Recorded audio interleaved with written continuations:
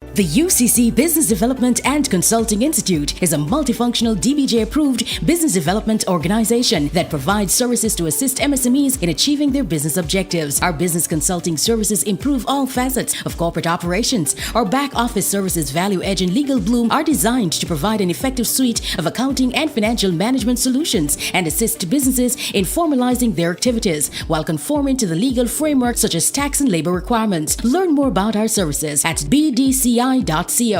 Welcome you formally to the UCC and First Global Small Business Workshop, where we're talking about SME Christmas funding readiness. We are looking particularly on early stage financing for small businesses, micro and small businesses within Jamaica. This is being put on by the Innovation, Entrepreneurship and Technology Center at the University of the Commonwealth Caribbean. And we have some persons that are working very closely with us, including FGB. So for today, we are going to be discussing. So we will have Mr. Gordon, who is the Director of Innovations at the University of the Commonwealth Caribbean. He will be talking to us about business models.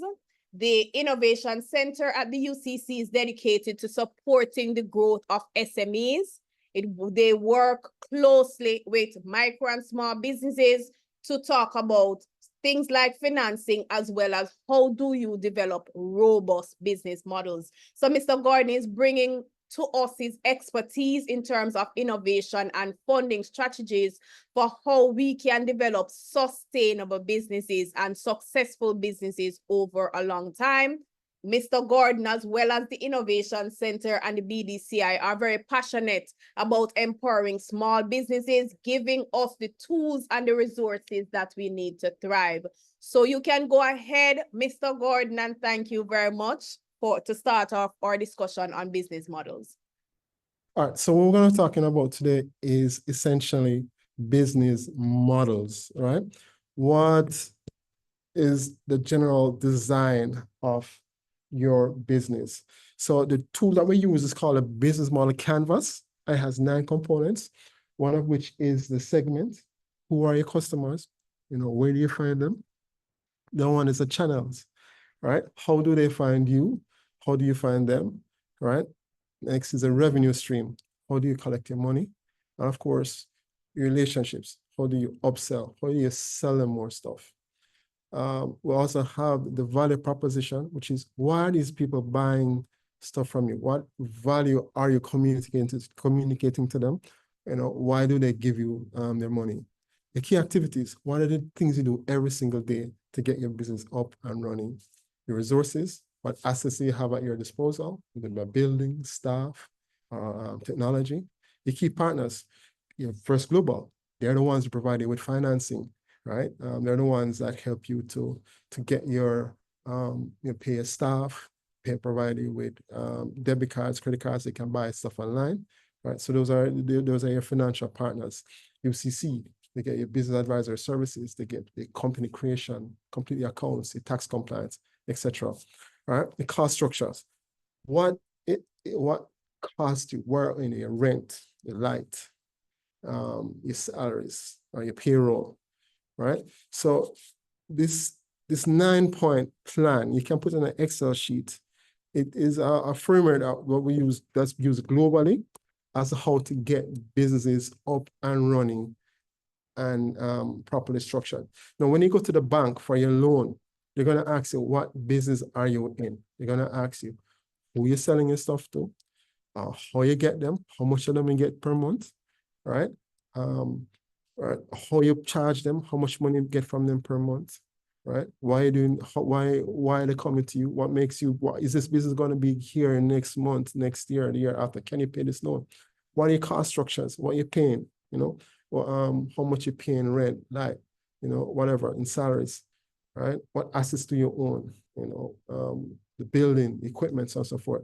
So you need to have this well structured, right? So you put your thoughts, just take these 9 points. You're going to get these slides.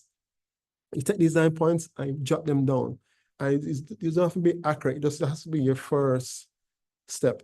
the UCC and the Innovation Center and the BDCI will work with you to refine them and to get them as closely as possible to the ideas. So by the time you get to the bank manager, by the time you get to Mr. Clark, Mr. Richard Clark, there's clarity as to what it is that you're doing.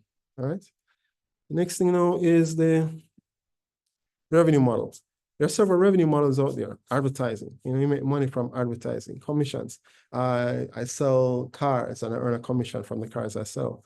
Download fee. Maybe what you do is you build software and systems, and you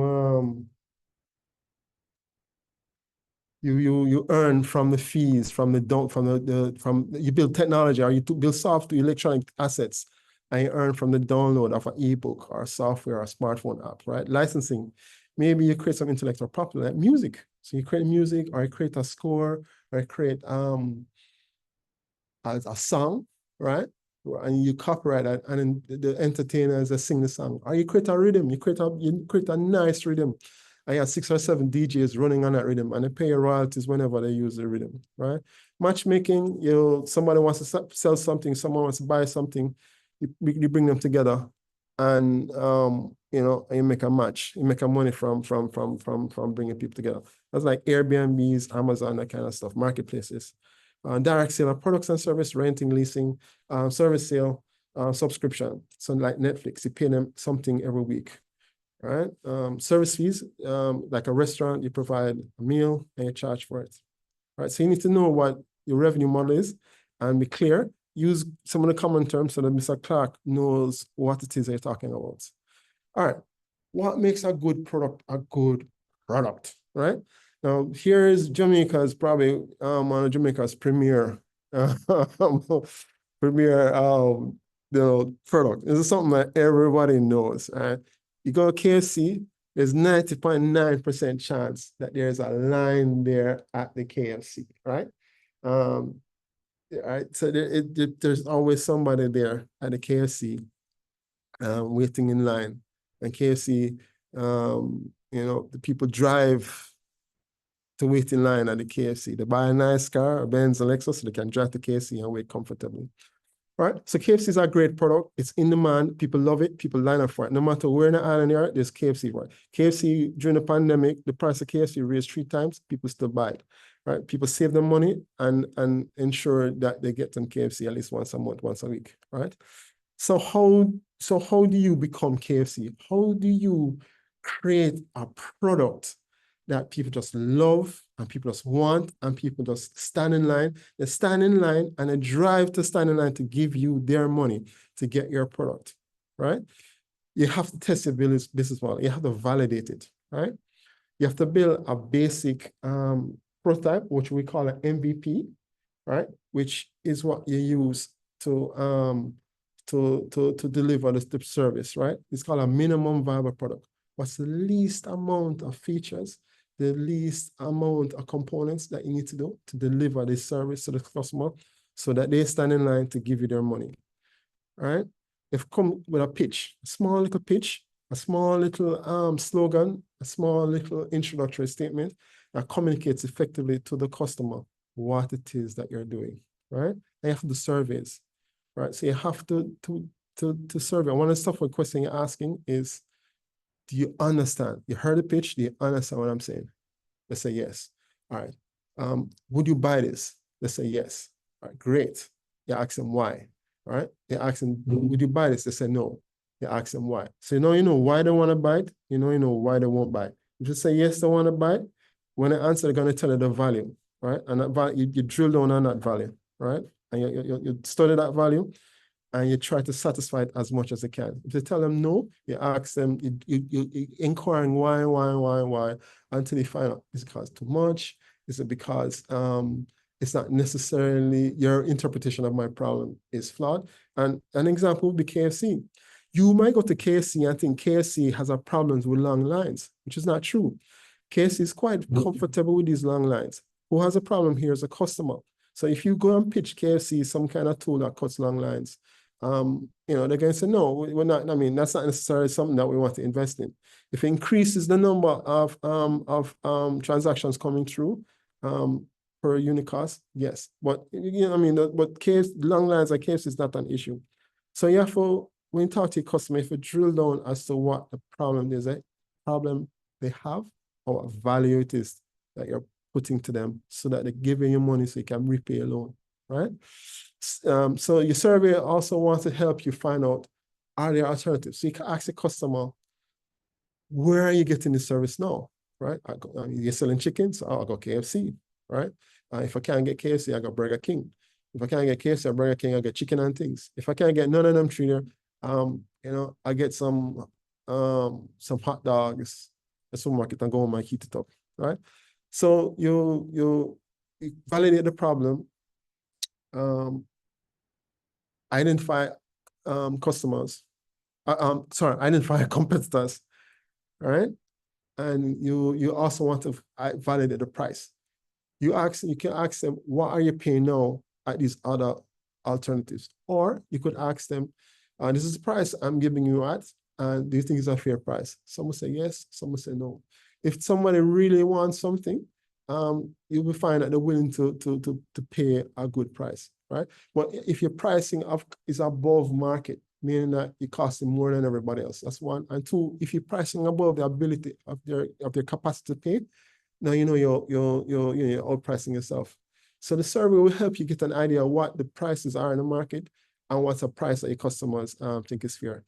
What you can do, you start with 5 clients, start your survey with 5 clients, and it increase as you go along, right? And then you can also, you know, so you do this constantly. You're showing up your pitch, demo your product, kind of the survey, right? Your core product is only validated if you get paid, right? Right? So if your product is only validated if you get paid, if you collect the cash from them, right? Last thing you need to do is to make sure that whatever you're collecting is more than what you're spending. So you want to validate that the stuff you're spending on, you know, makes sense, right? Do you really need that big fancy office, right? Can you get a cheaper office? Do you need 12 people, or can 4 people and some software work, right? That kind of thing. So, all right. So that's the end of my, you know, information right there. We're gonna have a question and answer afterwards. All right, I'll hand it over back now to Dr. Reed. Thank you very much, Mr. Gordon. I know persons are clapping, you just can't hear them. All right. So please keep a note of your questions. You can also put your questions in the chat. So there's one question in the chat that I would like to just take a minute to address. We have a question from AgriPro that says, who qualifies as an SME, which is a great question because we have a lot of definitions in Jamaica. First, we use MSME because we include micro-organizations. There are many micro-organizations in Jamaica. So we have own businesses where you would have persons that they have no paid employees. They are the only person there. When we talk about micro businesses, we are usually, again, it depends on where you get your definition from. So the private sector organization of Jamaica says that 0 to 3 employees would be micro, 4 to 10 would be small, and between 11 and 50 would be a medium-sized enterprise. Slightly different definitions, again, depending on where you look. The what we call this policy again, the MSME policy from the Ministry of Industry. They have a slightly different classification, where up to 1 to 4 is micro instead of 1 to 3, 5 to 9 would be small, and again, 10 and over for them would be, or even 5 to 20 is still small according to them. So it really depends on whose definition you are taking. Another way to look at it is your income. Under 10 million, according to the PSOJ, under 15 million, according to the Ministry of Industry, would be a micro enterprise. You get into the small enterprise when you get over 10 or over $15 million.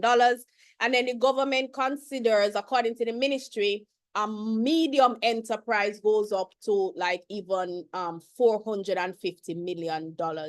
So it depends on who you're talking to. They might have different classifications of what is an MSME, but generally you can think of a business that employs 20 or less employees would be small.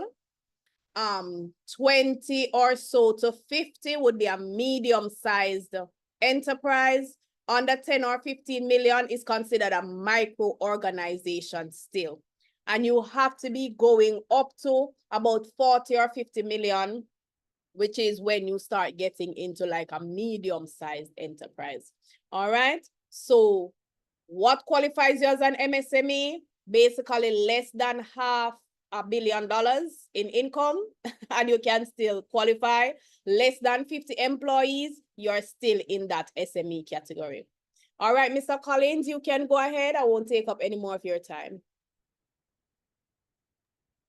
Okay, thank you, Dr. Reed Johnson, and welcome everyone to this session. We do hope that we will have a very rewarding session as we go through today.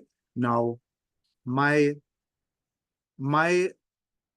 area for today would be the financials, and as such, I'm going to be sharing just a guide as to what I will be doing today, and as such, I'd like for you to follow. Now, I'll be using, so business accounting statements is pretty much what I will be covering, the accounting stuff.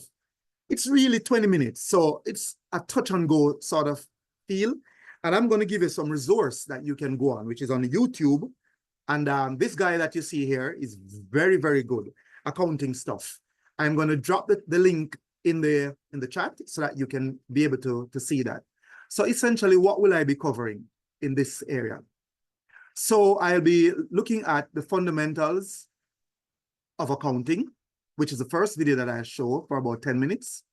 And then we'll pretty much look at the financial statements in a nutshell. So without any further ado, I'm going to be sharing the first video that you will be able to see. And we're going to just basically cover the fundamentals of the fundamentals of accounting. Accounting is like a big tree. It's been around for ages and it has lots of branches. There's financial accounting, managerial, tax, audit, and bookkeeping. But generally, I think when people say accounting, they usually mean financial accounting. So what is financial accounting? It's the process of identifying, recording, summarizing, and analyzing an entity's financial transactions and reporting them in financial statements. Hey, I'm James, and if this definition doesn't mean much to you, it's all good. Stick around with me for the next 10 minutes or so, and you'll see exactly how financial accounting works. We've got a lot to cover, but I do recommend watching this right through to the end at least once so that you can get an idea of the big picture. Let's do this! Imagine that you own Rough Times, a tabloid newspaper covering all the latest gossip on our furry friends. During March, you run a promotional offer for annual subscriptions that begin on April 1st. People can't get enough of your stories, and you end up with $40,000 in new subscriptions, all paid for in cash. The first step in financial accounting is to identify the transaction. Well, that's easy. I just mentioned one. You made $40,000 in new annual subscriptions. These start on April 1st and continue through to March 31st next year. So what next then? It's time to prepare.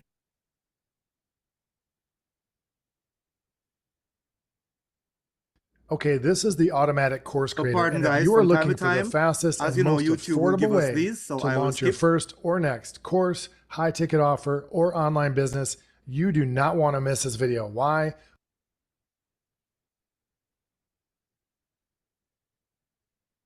Time to prepare a journal entry. A journal is a record of a financial transaction, and it looks like this. You have a unique journal number, a date, a description, the accounts affected, in this case that's cash and subscription revenue, and then you have your debits and credits, which are both $40,000.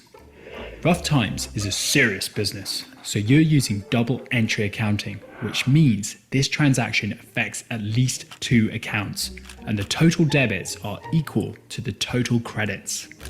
But why do we do it this way? What is double entry accounting? The first thing you need to know is that financial accounting is built on one simple idea. The stuff that your business owns is equal to the stuff that your business owes. We call the stuff that your business owns assets. These are valuable resources that you'll benefit from in the future, things like cash and inventory. But on the other side of this formula, we use 2 different words to describe the stuff that your business owes. Liabilities, when you owe stuff to third-party lenders or suppliers. These are your obligations that you'll need to fulfill in the future. And equity, when Rough Times owes stuff to you, the owner. This represents your claim on the business's net assets. So assets equal liabilities plus equity. This little formula is called the accounting equation, and it has big implications. It was written down a long time ago by this guy in this book, and it revolutionized the way we record transactions. It's the foundation of double entry accounting, the theory that there are at least 2 equal and opposite sides to every transaction. Because this accounting equation is always true, it must always balance. Debits and credits are the words we use to reflect these 2 sides. Credits represent the sources that economic benefit flows from, whereas debits represent the destinations that it flows to. Nowadays, pretty much every large business in the world uses double entry accounting, and so does Rough Times. In this case, you debit cash by $40,000 to increase your assets, and you credit subscription revenue by $40,000 to record your income. Are you hanging in there? I know there's a lot to take in, and some of these terms might not make sense right away, but that's okay. Just give it some time and let it all seep in. After this, you can always jump into my Accounting Basics playlist and explore everything I mention in a lot more detail. I'll drop a link to that down below in the description, just below that big red subscribe button. Don't know what voice that was, but anyway. The next step is to post the journal into your general ledger. The general ledger is a place where you store all of your financial data. It contains a complete record of your accounts and journal entries. Back in the day, it used to be this huge book that you'd fill out by hand, but thankfully we've moved on now, and businesses like yours use accounting software which treats the general ledger as kind of a central database. So how do we get this journal into your general ledger? You post it to your accounts. Accounts are places where you record, sort, and store all transactions that affect a related group of items. Broadly speaking, there are 6 types of account: assets, liabilities, and equity, which we already know from the accounting equation. And then there's revenue, expenses, and withdrawals, also known as dividends. These feed into the equity part of the equation. If you'd like to see how and why that works, then you can check out my video on equity. I'll pop a link to that in the description. This journal affects 2 accounts, and we can picture what they look like by drawing out 2 T's and labeling them cash and subscription revenue. These are called T accounts, and they help us visualize what your accounts look like. Debits go on the left and credits go on the right. When you post this journal, you debit the left-hand side of your cash account by $40,000, and you credit the right-hand side of your subscription revenue account by $40,000 as well. When we total these up, you now have $48,000 in cash, and you've made $75,000 in subscription revenue. But Rough Times has other accounts too. It has a whole collection of assets, liabilities, equity, revenue, and expense accounts stored in your general ledger. You post this journal during March when you collect the cash. But now, let's fast forward to the end of your financial year, to December 31st. We need to put together your unadjusted trial balance. What's a trial balance? It's an internal report that summarizes the closing numbers in all of your general ledger accounts. It can help us check for errors, but ultimately, we use it to make financial statements, as you'll soon see. But what does it look like? Here's your general ledger again, And now let's jump ahead to the end of December. Building a trial balance is actually quite simple. You list out all of your accounts and their closing balances, and that's all there is to it. A closing balance is the cumulative total of all transactions affecting an account. As usual, debits are on the left and credits are on the right. At the bottom of your trial balance, you have your total debits and total credits. These should match each other exactly because the accounting equation is always true. Trial is another way of saying test, which is what the trial balance was originally used for, as a test to check that your debits and credits are in balance. And this is an unadjusted trial balance because we haven't adjusted it yet. But we will. Now actually, because you've ended a financial year, so we need to post some adjusting entries. Adjusting entries are journal entries that bring your books in line with something called the accrual method of accounting. What's that? To understand, you really need to know about the accounting rule books. Yes, accountants have to be good and follow the rules, but the rules change a bit depending on where you're based. You might follow the International Financial Reporting Standards or some variation of the generally accepted accounting principles, IFRS or GAAP. These two rulebooks make sure that your financial statements reflect a true and fair view of your business, which is important because a lot of people rely on financial statements, particularly those who lent you money or invested in your business. Anyway, IFRS and GAAP have one major thing in common. They both want you to follow the accrual method of accounting, which means you need to recognize your revenue as you earn it and record your expenses as you incur them. This is the most accurate way to calculate your profit. But here's the thing. Rough Times hasn't been playing by the rules. In March, you ran a promotion for annual subscriptions starting on April 1st. You collected $40,000 in cash and posted a journal to recognize that whole amount as revenue on March 31st. This is called cash accounting, and it's not the same as accrual accounting. In cash accounting, you recognize your revenue as you receive cash and record your expenses as you pay it out. But receiving cash is not the same as earning revenue. Let me show you. You received $40,000 of cash during March, but you actually earn that revenue over the next 12 months. This is when you do the work. This is when you release each issue of Rough Times. So today, as things stand on December 31st, you've recognized 12 months of income this financial year, but you haven't earned 3 months of it yet, and you won't until the end of March next year. But it's all good. That's what adjusting entries are for. These are the journal entries that you post to bring your books in line with the accrual method. We can fix this situation by reversing 3 out of the 12 months of your subscription revenue, which is $10,000, and temporarily holding it as a liability in an account called deferred revenue or unearned revenue. This is a liability account because you still have an obligation at the end of the year to provide your customers with Rough Times from January to March. Let's post this one to your general ledger and run ourselves a new adjusted trial balance. This time it's adjusted because you've posted your adjusting entries. We can see that your subscription revenue has gone down by $10,000 and your liabilities have gone up by $10,000. Your debit and credit totals still match each other because there were 2 equal and opposite sides to the journal. And now you're playing by the rules because you're following the accrual method of accounting. Nice one. Now we can create your financial statements. Collaboration is key for team success. With ClickUp, you can easily manage your team's tasks and timelines in one app. Using our Gantt chart feature, you can map out your team's tasks and set dependencies.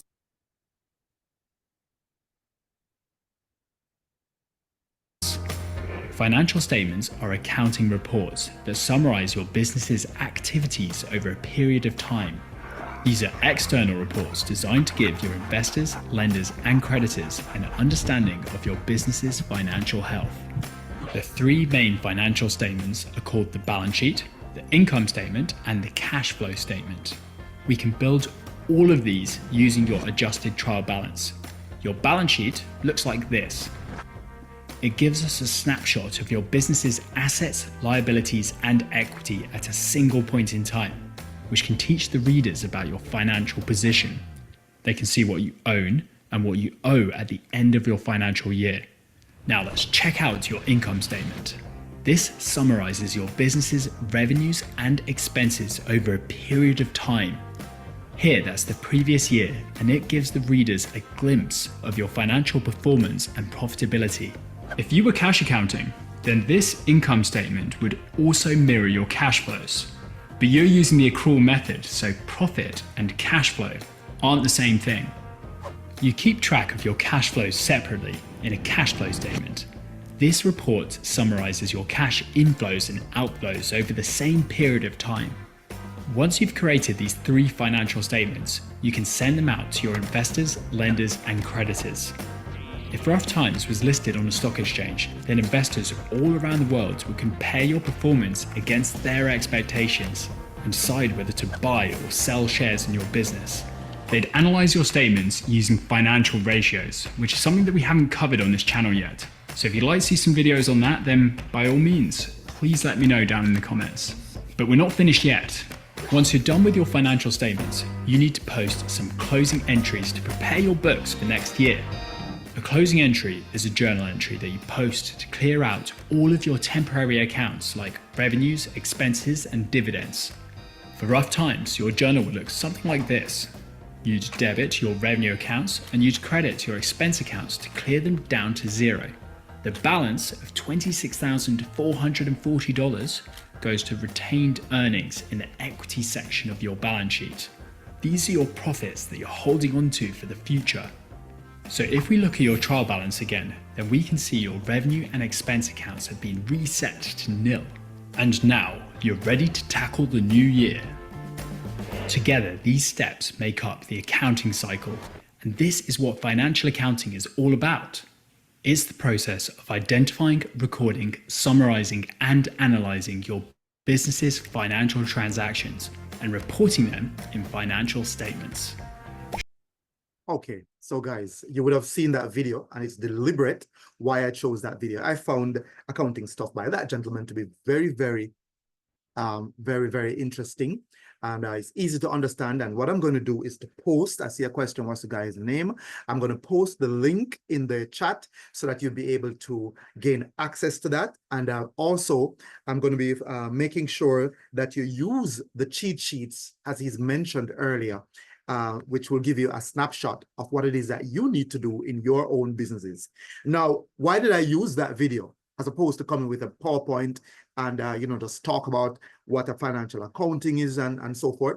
I found that video was pretty much interesting, engaging. It's raining now in Jamaica, and we want to make sure that the atmosphere is good and it grabs your attention. And hopefully, therefore, the next video that I'm going to be showing would help you to understand in more detail, a little bit more detail, the financial statements. The 3 main ones being the income statement, as mentioned before, the balance sheet, and the cash flow statement. Now, why did I also show this video again? Really and truly, the stats show that 90%, that's 9 out of 10 new entities, especially small and medium and micro entities, actually fail within the first year. Why do they do that? Why do they fail? Because, I mean, they're small, they're supposed to surface. And in Jamaica, we're supposed to be, as a hustling nation, we're supposed to be doing well in business, but that's not necessarily so. 90% of small businesses sometimes fail. And that failure is experienced within the first year of doing business. And why? No plans. Sometimes they don't have a business plan, nor do they understand the financials. Whether it's a business plan that has been passed and vetted, it's the financial plan that you have from the beginning of your business, and the marketing and sales plan.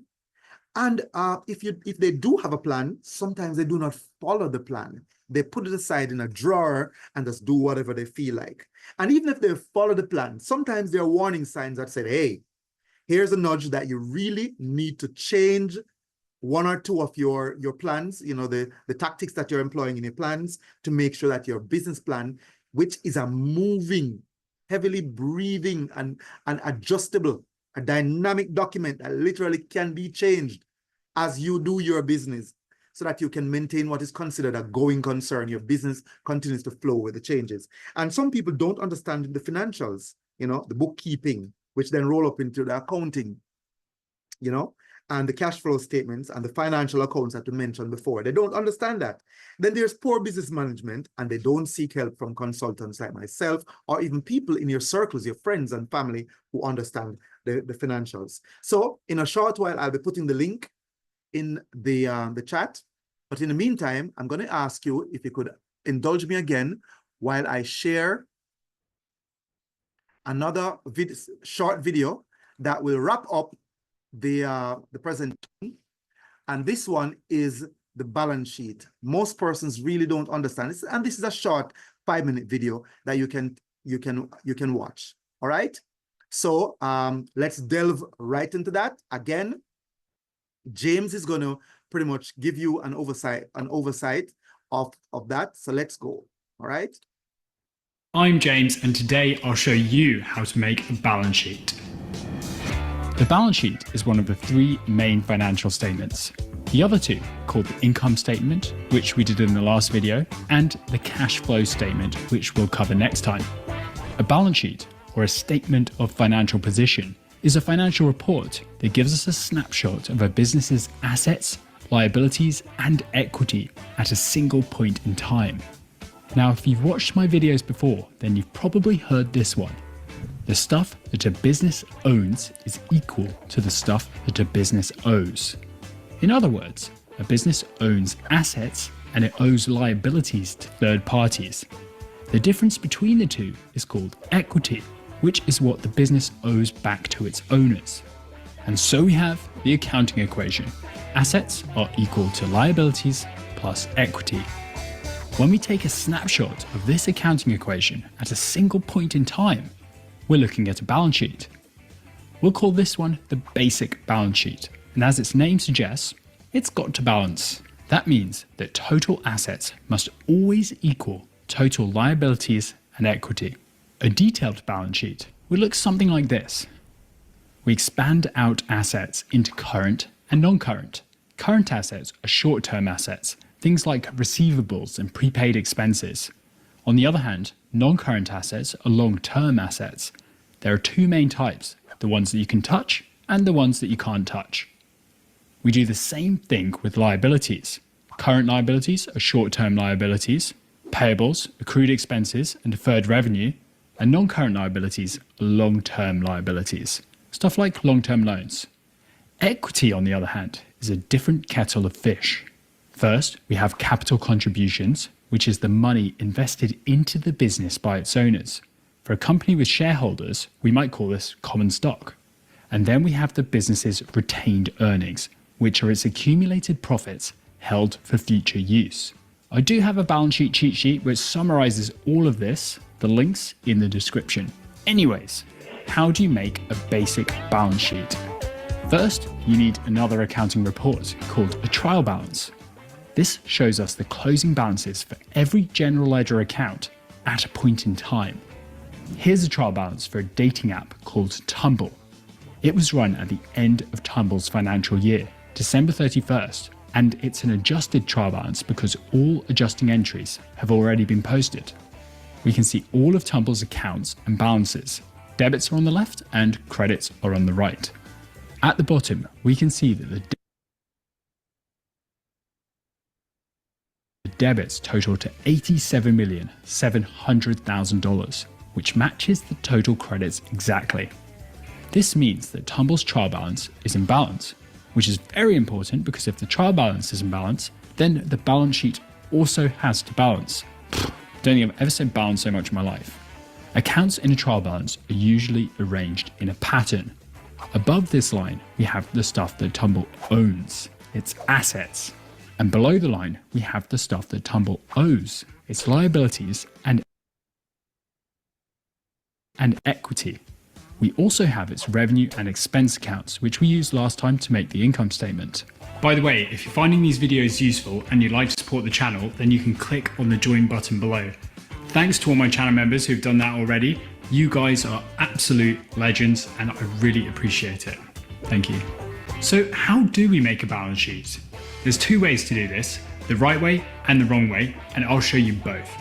We'll start with the wrong way because this is a really easy mistake to make. And it goes something like this. We take all of Tumble's assets, liabilities, and equity accounts, and we pop them in their sections of the balance sheet. In theory, it's the right thing to do, but check this out. Total assets add up to $36,350,000, and total liabilities plus equity add up to $25,650,000. That's a difference of $10,700,000. So this balance sheet doesn't balance. What went wrong? We forgot to include Tumble's revenue and expenses. These are part of Tumble's retained earnings, its profits held for future use, which also sit in the equity section of its balance sheet. When we include them, total liabilities plus equity also add up to $36,350,000. So Tumble's basic balance sheet is in balance. Remember, the balance sheet is a snapshot of a business's assets, liabilities, and equity at a single point in time. On the left side, we can see what the business owns, and on the right side, we can see what it owes to third parties and its owners. How do we make a detailed balance sheet? We follow the same process. But first, we need to divide Tumble's assets and liabilities into current and non-current. Cash, accounts receivable, other receivables, and prepaid expenses are all current assets. Property, plant and equipment, and intangibles are non-current assets. Accounts payable, taxes payable, accrued expenses, and deferred revenue are all current liabilities. And long-term loans is a non-current liability. In the equity section, common stock is a type of capital contribution, and everything below that is retained earnings. These are Tumble's profits held for future use. Their opening retained earnings at the start of the year, less dividends, plus Tumble's net profit in the current year. And that's it. We can pick up all these numbers and put them in our detailed balance sheet. So we've got current assets, $31,050,000 and $5.3 million in non-current assets. Current liabilities of $14.4 million and non-current liabilities of $1.2 million.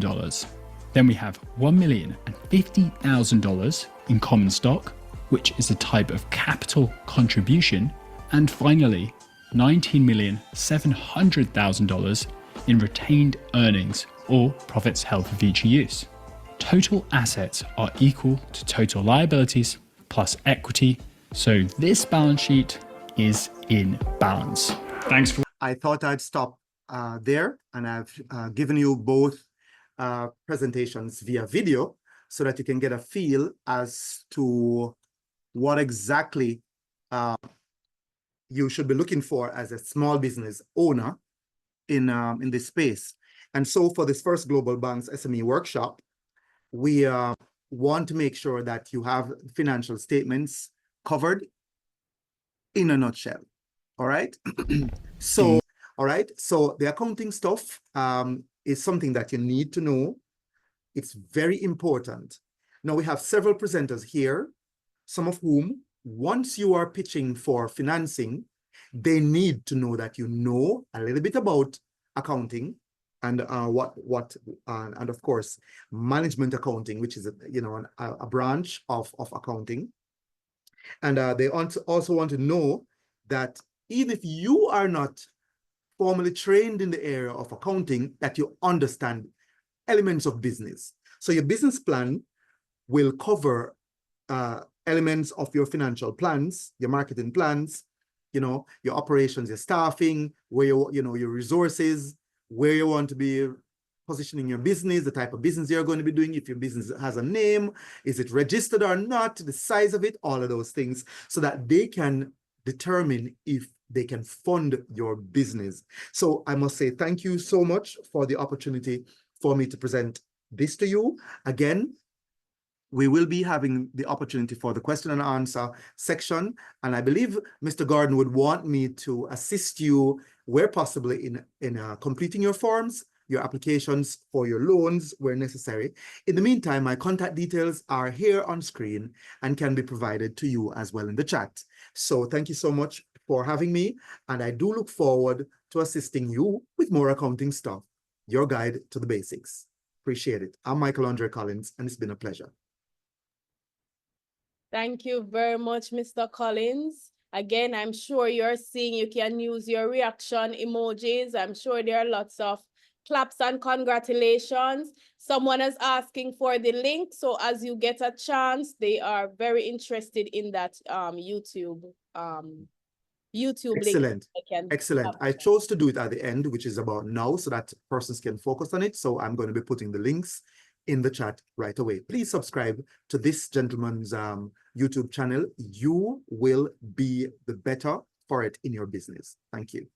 The UCC Business Development and Consulting Institute is a multifunctional DBJ-approved business development organization that provides services to assist MSMEs in achieving their business objectives. Our business consulting services improve all facets of corporate operations. Our back office services, Value Edge and Legal Bloom, are designed to provide an effective suite of accounting and financial management solutions and assist businesses in formalizing their activities while conforming to the legal framework such as tax and labor requirements. Learn more about our services at BDCI.co. Good afternoon, everyone. My name is Tanya Howell-Huzzy, and we'll be doing marketing and sales for SMEs. I am the manager at the University of the Commonwealth Caribbean Business Development and Consulting Institute. So we're going to be looking at marketing first. What is marketing? Marketing is the management process responsible for identifying, anticipating, and satisfying customer requirements profitably. All right, we're satisfying some people's needs and wants, and we're getting some profit for it. All right, anything that you do to get the product or service into the hands of the customer, satisfying their needs and their wants, is called marketing. So I'm sure that you've all heard about the 4 P's of marketing. These are product, price, place, and promotion. And so these look at obviously the features, the design, the brand name, things like that. That's product. Price, how you price it so that you make a profit. Promotion, that looks at how do you get it into the hands of the customer. Place, that looks at how does the customer find you. Okay, so that's looking at advertising, personal selling, sales promotion, those kinds of things. Okay, but we're going to really get into the meat of the matter first, and I know this is what a lot of persons are more interested in. What is branding and what is a brand? Your most valued asset. A brand is the sum of how you, your product and services are perceived by those who experience it. It's a rigorous and continuous process shaping the perceptions of your customers, investors, employees, the media, and everyone else. At its core, branding consists of a company's name, its logo, the visual identity, design, mission, the values, the tone of voice. Branding is basically who you are, okay? All right, so we're gonna look at some step-by-step strategies for branding your product or service. The first step for any brand is to identify their reason for being. Why do you exist? What's the purpose of you providing this product? Is it that you saw this need for a product and so you decided that you're going to create a solution for it? And what inspired you to create this solution? Who are you and why do you think that you can provide this service, right? Next, building your ideal customer profile. You need to know who it is that you're trying to get to buy this product. You need to know who your customer is, right? Knowing their needs, their preferences, primary, secondary, tertiary audience. You need to figure out who are the different people that will want it. This information can be gathered through market research, surveys, and customer calls. Research your competition thoroughly, where they are, what they say, their brand voice, their colors, their style. This information can be used to differentiate your brand and to identify areas where you can improve, all right? You can create your brand identity. Create your brand identity, which means giving your brand a name, a logo, a voice, and a visual identity like logo, color, the imagery, what layouts you're going to use. These elements should be consistent across all marketing materials and should reflect the brand's purpose and its values. Obviously, you're going to design your logo, right? So this is crucial for shaping your perspective. You want it to look aesthetically clean, bright, you know, it has to stand out. It has to support what your brand image is and evoke some form of emotion. For example, Hello Kitty, right? A brand name should be simple, unique, and reflective of the brand's identity. It should resonate with the brand's values and its offerings.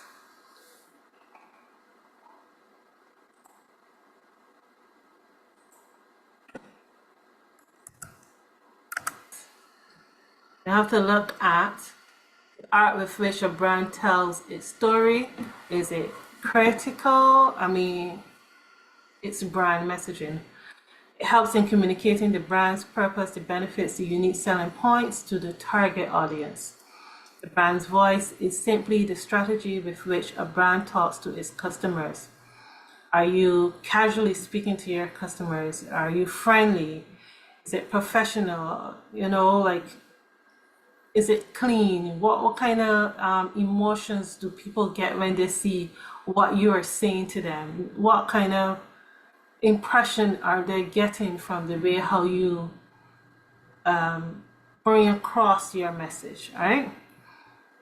The culture, because these things convey the brand's culture, the persona, the values, okay?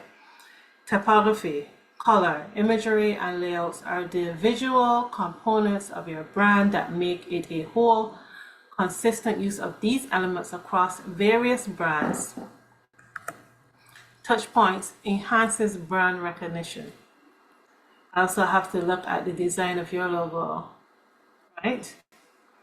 When designing your visual identity, think digital print, video static, and the branding levers you will touch. Your typography, your color scheme, your imagery, and other layouts should not vary. The brand's voice is simply the strategy with which a brand talks to its customers. Is it casual? Is it friendly? Right? So you've touched on those points already. Target market, right?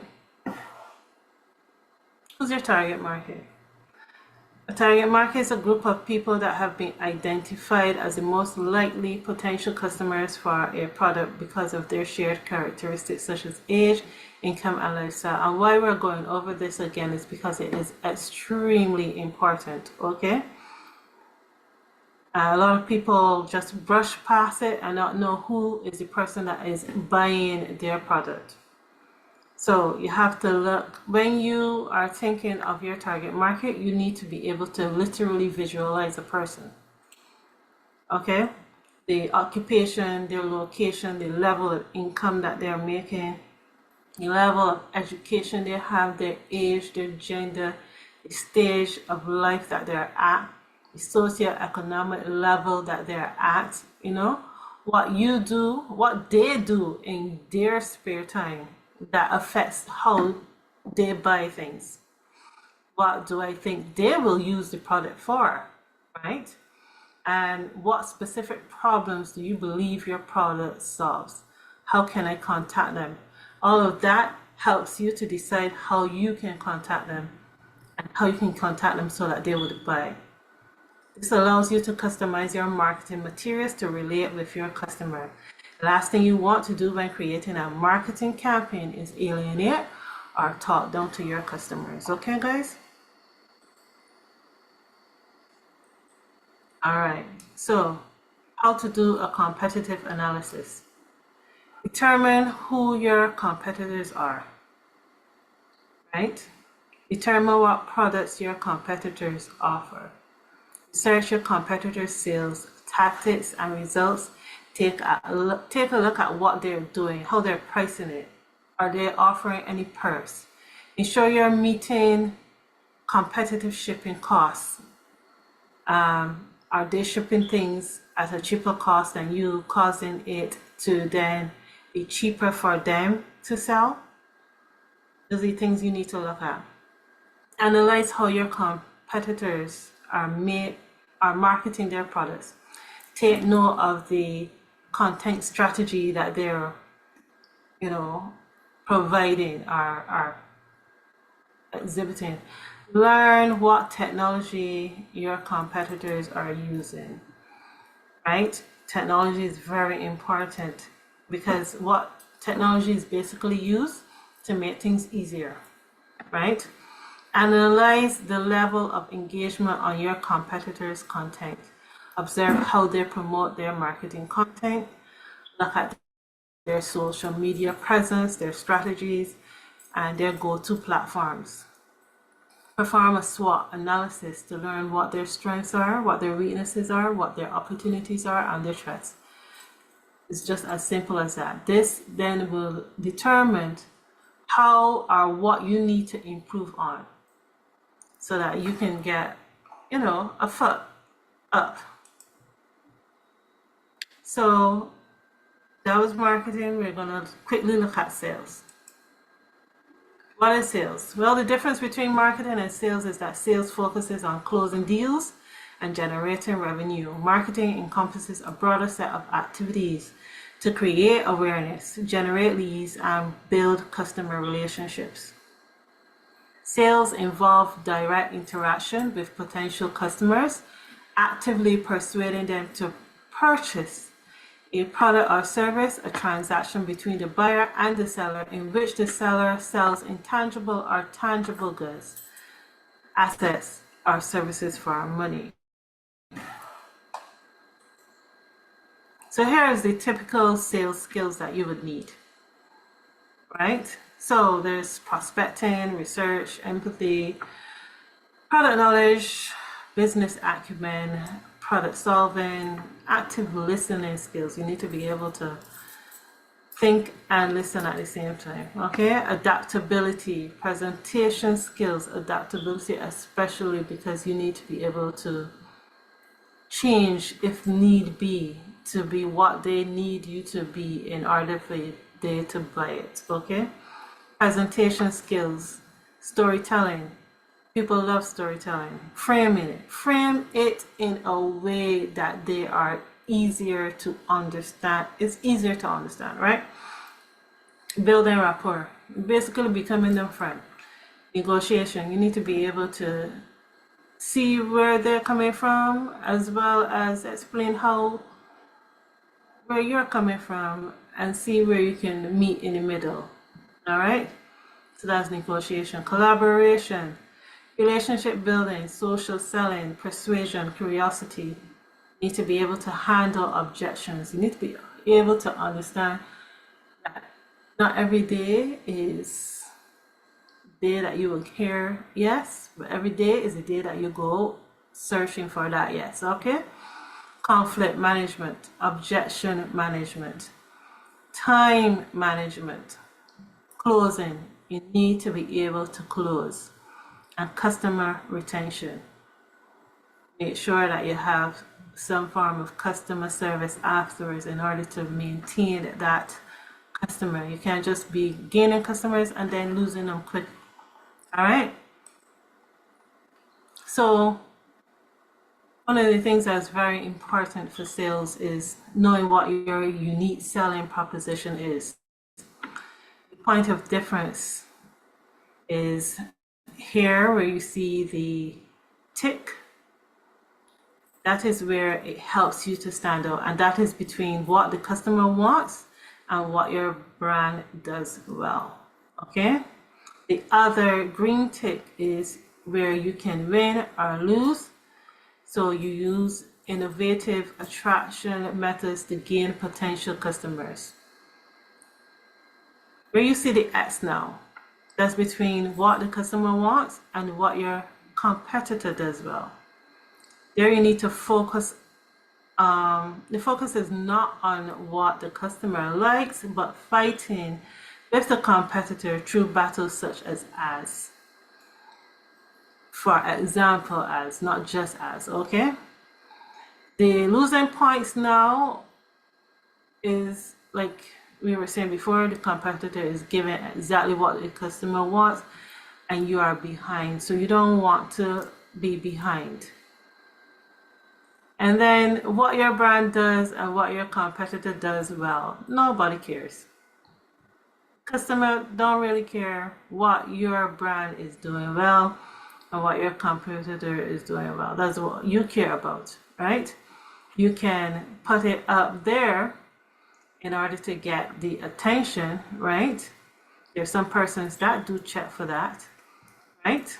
But you have to frame it in a way where it's attracting a particular type of customer, all right?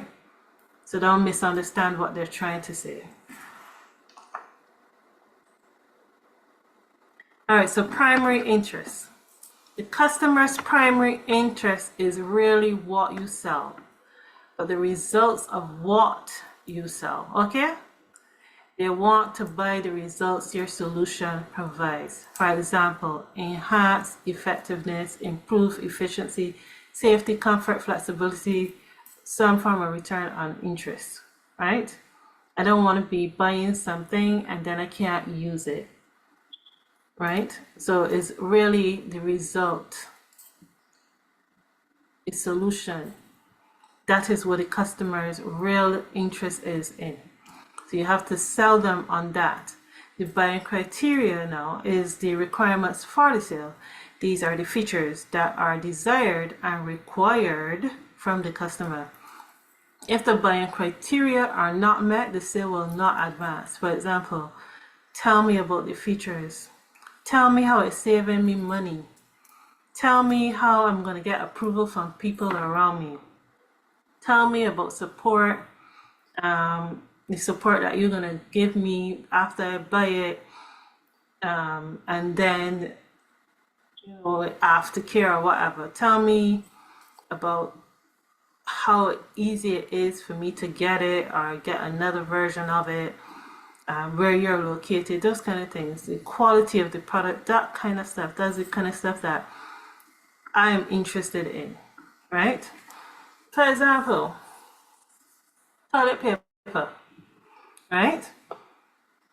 Do you notice that they're always selling toilet paper on how easy it is to use and how it doesn't mess up your hands and all those things? All those features are what are important because they price the feature, they price that type of toilet paper above the others, and they're letting you know that the features of this toilet paper are such that they're soft, right?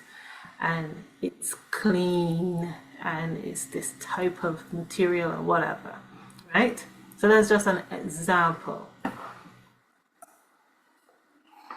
Key performance indicators. So they keep the KPIs, right? Just in case you didn't know what KPIs are, this is key performance indicators. These are the activities that you must perform to achieve success. You have to focus on tasks and behaviors that are easily quantifiable. What are the critical areas needed to achieve predetermined desired results? The number of appointments, the number of trade shows that you go to, the number of calls that you make, the customer satisfaction ratings, social media interactions, number of units sold, closing ratios, the hours of professional development that you are putting into your staff as well as yourself, the number of repeat customers, and the number of qualified leads. All of these help to increase the number, or helps you to track what is going on in your business so that you can increase the number of sales that you're getting. Okay? Now, I know sometimes you're thinking to yourself, I can't make a sale, right? But it's not that hard. You need to be able to look for things like having qualifying questions. So you get the permission question. Thanks for agreeing to meet with me to see if we might have a good fit for you. Can I ask you a few questions? You start to ask them some questions about, what they need. Right? Needs questions. I see from your website that one of your current initiatives is to whatever, as if you're meeting with a one-on-one, because you own the business, so you have to sell it first, right? Are you currently purchasing such and such to prepare for this? And so you see, this needs question means that you have to do some form of research on who it is that you're meeting with. So make sure that you do your pre-research. Well, your pre-interview research. Quantity questions. How much do you use on a quarterly basis? So you're trying to find out how many things you can sell to them. You have to ask a budget question. What kind of budget are you working with? Right? Because a lot of people in sales don't really ask these kind of questions because they don't want to offend anyone. But if the guy that is selling me limes, right, comes to me and he's like, oh, I have a pack of limes for about $500. I know I have $400 in my hand. So you can say, oh, I will walk away saying, oh, I ain't got no money. And he would turn around and ask me, so how much money you have? What you have? I would say 400. Man, nothing, man. And he would take out one lime if he have to. Right? Because he won't get the limes out of his hand. Ain't it? All right, so authority question. In addition to you, who else is involved in the decision-making process? Will you invite them to our meeting? Because sometimes you're always meeting with these people, and these people aren't the people that can make the decisions for you to, get your product in there. So you have to find out who you're really talking to. Are they sidelining you? Okay? So digital marketing. Digital marketing tips to consider when developing your marketing strategy. There are a number of ways you can build up your business digital presence and make it easier for customers to find your website and storefront. And these are the, you can optimize your website for mobile. So I just grabbed a few, all right? But if you ever want to talk a bit more about this, we can always meet with you at the UCC BDCI, right? We also provide free advisory services, okay? So you can optimize your website for mobile. You design the website, check to see how it looks and functions on a mobile device, and make any necessary adjustments. You can claim and update your business profile on Google, Bing, Yahoo, and whatnot. You can start a podcast, a blog. Podcasters, these type of people, they drive visitors to your respective sites, and so once you are putting yourself out there, they're more interested in what you're doing and getting information. So you but if you have the energy, the bandwidth to manage these, putting information out there all the time. So you can consider as well working with other people, okay? Host a webinar. You can take the regularly asked questions and turn them into topics for webinars. This makes you the go-to source for information within the industry. All right. That strengthens your relationship and it helps to forge new ones. You can also do some influencer marketing, work with someone so that they can be a sports person, or say, remember we were talking about target market, right? So your influencer has to look like what your target market is. If not, it's a waste of time. So make sure that the influencer is someone that can influence the people that you want to buy the product. It can also respond to online feedback. Customer service can be a determining factor in attracting and retaining customers. You can extend your in-person customer service practices in your business website, and so on.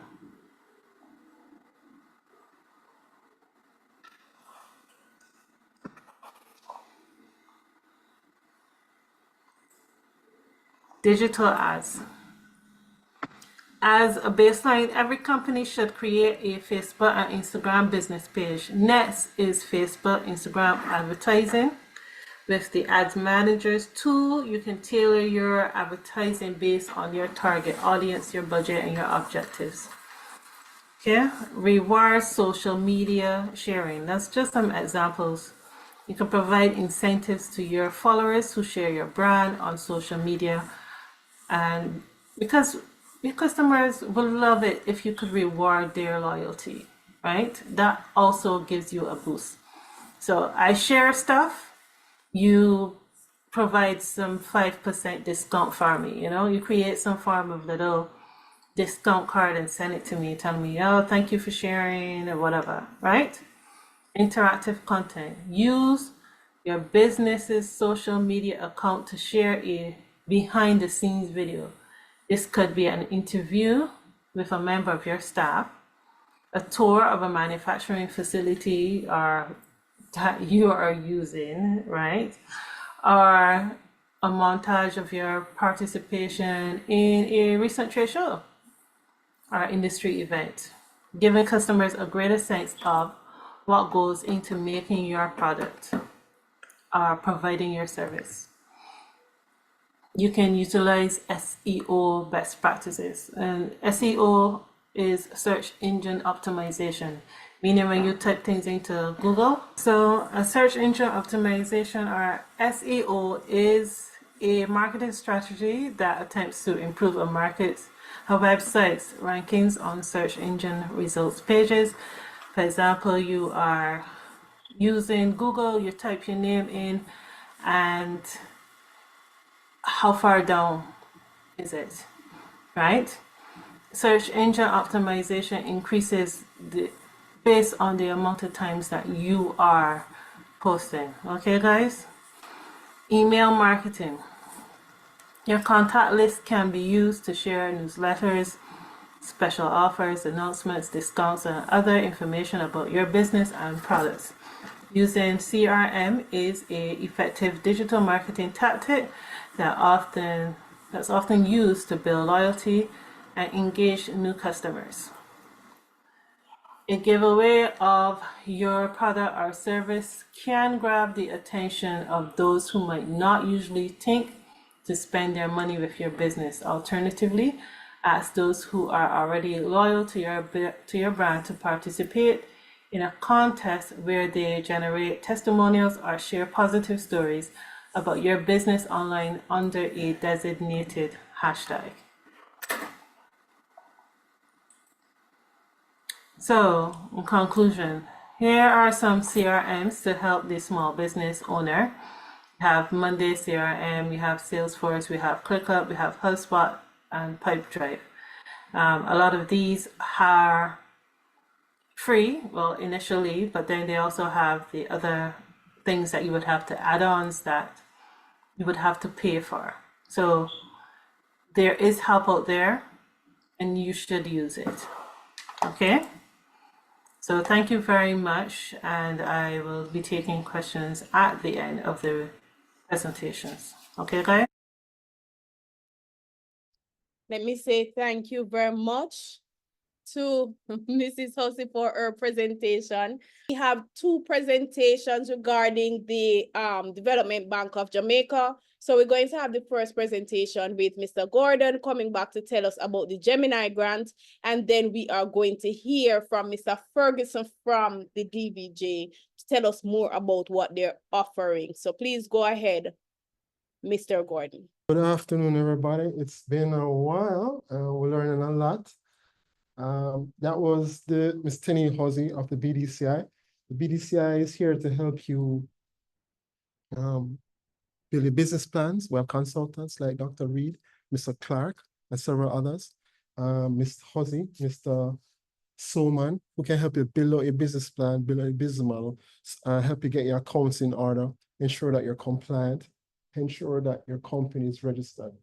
Right? So we're all here to help you to ensure that you have you're compliant with the law and you have all the resources that you need to be funded.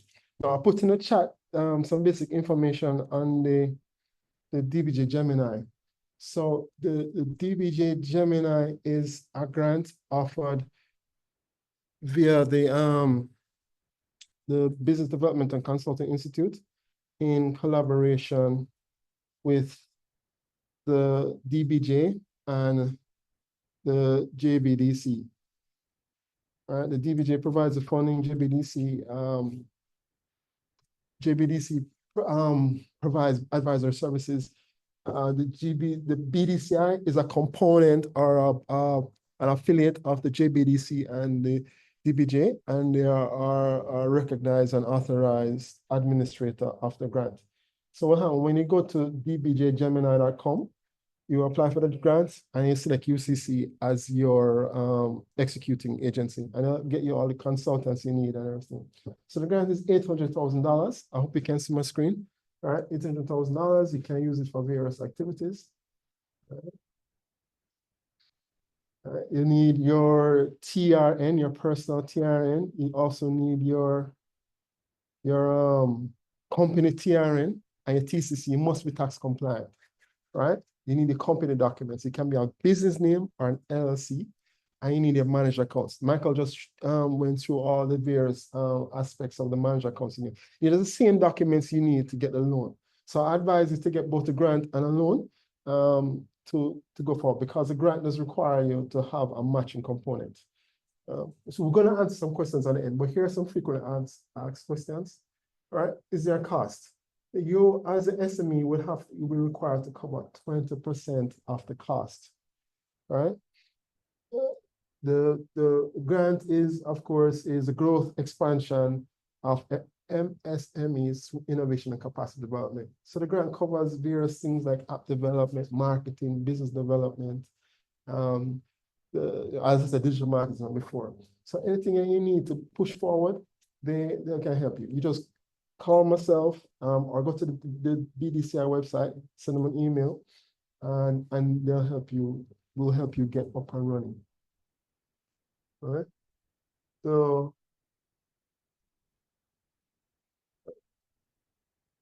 right, here's an important thing now, just to make it clear to everybody how it all works. So say you have a project that is $600,000. What happens is the DBJ will give you $480,000, and you have to find out $120,000. You can find out $120,000 from the bank, right? And as I said, the same requirements that the bank has, which would be a general business model and managed accounts, the TCC, your TRN and personal TRN, is the same thing the DBJ wants. You just might as well just get them both at the same time, if I were you. If the project is 1 million, the DBJ will cover 800,000 of it, and you will have to find 200,000. If the project is 1 million too, right? Again, they're only going to give you 800,000, and you have to find $400,000 of it. So the DBJ only goes up to 800,000, and then, oh, sorry.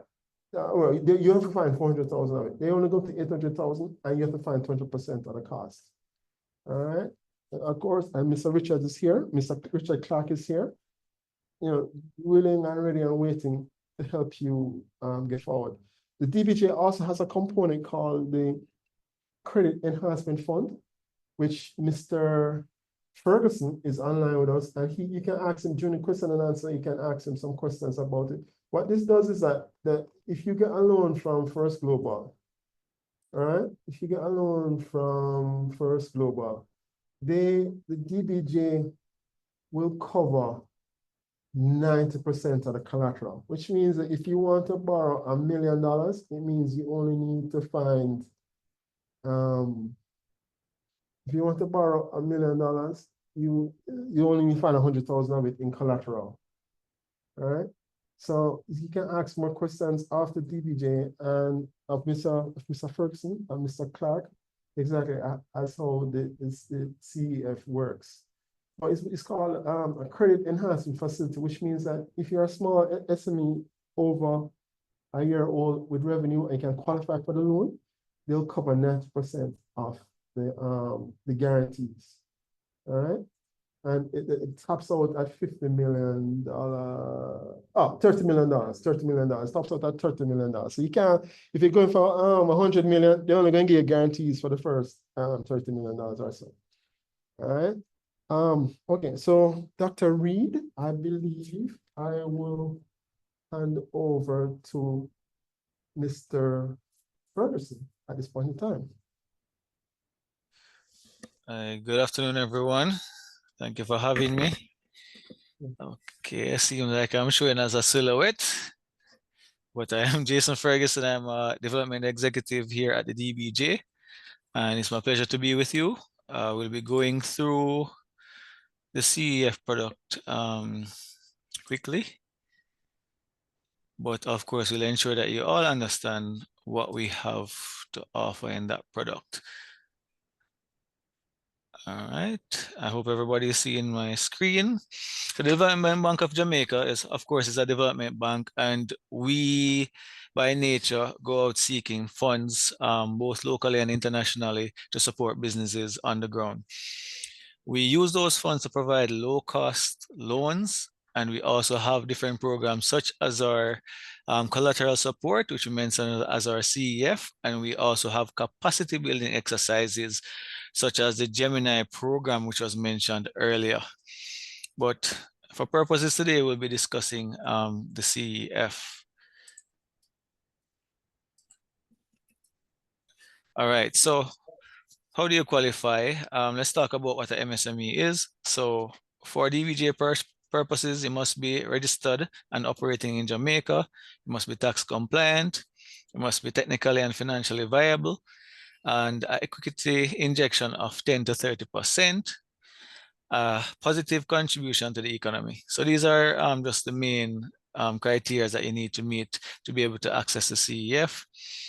Micro businesses are considered earning 15 million or less per annum. Small businesses, 15 million to 75 million. A medium business, 75 million to 425 million, and a large business, those businesses earning over 425 million per annum. For the purposes of the CEF, which is a credit enhancement facility, persons who have large business, meaning making over 425 million per annum, won't be able to access. This facility was created to help the smaller businesses to grow, those companies that do not have a lot of collateral to support their growth, and the DBJ is willing to now step in place and assist them. What are the sectors that we support? Of course, we support our agriculture and agro-processing, energy, infrastructure, information technology, manufacturing, mining and quarrying, retail distribution, general services, tourism, and of course, other legal forms of business. There are not many businesses that we do not support as a DBJ. As long as it's a legal entity, we have some form of support ready for you. So as was mentioned earlier about the CEF, generally we cover up to 80%, and these are for loans above $11 million, and we go up to $30 million in coverage. Now for smaller loans, meaning $11 million or less, we're able to provide 90% of coverage, right? So what does this mean? If you have an $11 million loan, or let's use 10 around the figure, if you have a $10 million loan that needs support, you went to the bank, you're looking to buy a new machinery to help with your production, and it costs $10 million. And the bank says, okay, based on your revenue that you're making now and your projections, we believe that you have the affordability to acquire this loan. However, we need some form of collateral support just in the event that things don't go the way we have planned, that the bank has some way to recover. But you're a small business. You probably just bought a house with your spouse. You have a car, but the car is on loan, so you have no real equity to give over to the bank as collateral. This is where the DBJ can come in place. So you can say to your banker, okay, I know of the DBJ CF. Is this facility available to me? And could you use that to support me? Now, in this situation, that facility could afford you to have up to $9 million of collateral, which would be the 90% of 10 million. And then you'd only need to find $1 million of collateral, right? So it gives a lot of small businesses, MSMEs, micro, small, and medium-sized business, greater access to financing by moving that barrier of not having the collateral. So you're moving now from needing $10 million of collateral to just needing $1 million of collateral, right? And in some cases, the bank may say, okay, we will do the loan for $10 million, but we will withhold $1 million in the account as that, $1 million shortfall, and use the DBJCF for the other 90, right? Now, let's look at the bigger loan. So you now have a loan of $20 million, right? This is over the $11 million amount, so you'd only be able to get 80% of collateral. What does that mean? You'd be able to get around $18 million supported by the DBJ. So you'll then need to find, $2 million or so. Is my math right? Hold a sec. Yes. Team member, please mute. 2 by 2, you have to find 4 million. 4 million, sorry. I'm getting some feedback. That's right. Sorry about that. So, we have the team here listening in and ready to give support to you entrepreneurs. Right. So we have to find $4 million. But moving from $20 million to $4 million, of course, again, it makes it that much easier. And that's what the DBJ is trying to do, create greater access to finance for MSMEs. And the term, so the CEF will cover a term up to 10 years, which is a normal term granted to businesses, right? You may have some 15-year loans, but most business loans are up to 10 years. What have we done with this product? So, we hear about the product, but how have persons benefited? We have issued 2,474 guarantees since the inception of this product and covered 15.15 billion Jamaican dollars in loans. And the loan supported now actually turns out to be 29.62 billion. And we have invested 18.51 billion since the start of this project. And of course, job creation, which we are big on, through these projects that we have been able to collateralize for MSMEs, we have created 5,375 jobs. So they said the proof is in the pudding. So I'm just sharing this with you to see how businesses have really used this product to grow and, of course, grow the economy, which is what we're aiming for here at the DBJ. Now you may ask, so all right, how exactly do I get to use this product? Again, in that conversation with your business banker, where there's a need for collateral support, you can say to them, or they may say to you, okay, the DBJ CF is available. We can apply for this for you. They apply on an online portal, so you don't need to worry about all of that. And what will happen is you'll be required to pay 2% plus GCT for the amount you need to cover. So if it's the 9 million, you're going for the $10 million loans, you're getting the $9 million coverage, you need to pay 2% plus GCT on the $9 million that is being covered. Now, this expense reduces over time because each year, when you have that, the renewal period for the loan, so that's on each anniversary date, there is a fee again that's charged. It's charged annually. So I like to tell people it's like a motor vehicle insurance. You know, each year you have to renew your insurance. However, we're doing it on a reducing band. So each year the loan gets a little bit lower because you're repaying. So that 2% plus GCT and that amount being covered is less each year. So it gets really affordable as you go along. And in so reducing, the stress on the business to provide this additional cost or covering this additional cost. So it's really a great product and it's as easy as that. So you just say, hey, I want the CEF to assist with my loan. The loan officer would go onto the portal, apply for it. It would automatically send them a receipt and they will say, okay, entrepreneur A, all right, we have applied, you have been approved, and you just need to pay whatever that cost is. And bam, bada boom, bada bing, you have funds and you can go ahead and grow your business. So it's a very great product. It has allowed a lot of entrepreneurs that would not have otherwise gained access to funding to do so. And it's our pride and joy right here at the DBJ. So that's pretty much it for the CEF, and I'll have some questions and answers. But in the meantime, we spoke about the Gemini, but what other things do we offer? When open, we have grant programs such as the Ignite, the IGF, and the Energy Audit. At this moment, the only grant that is open is the Energy Audit, and that gives you up to 200,000 for a consultant to come in and look at the space, see what efficiencies can be gained, and provide you with a full report, also reporting on what size renewable energy resources you will need if you want to replace a standard JPS bill. And of course, the DBJ covers that up to $200,000.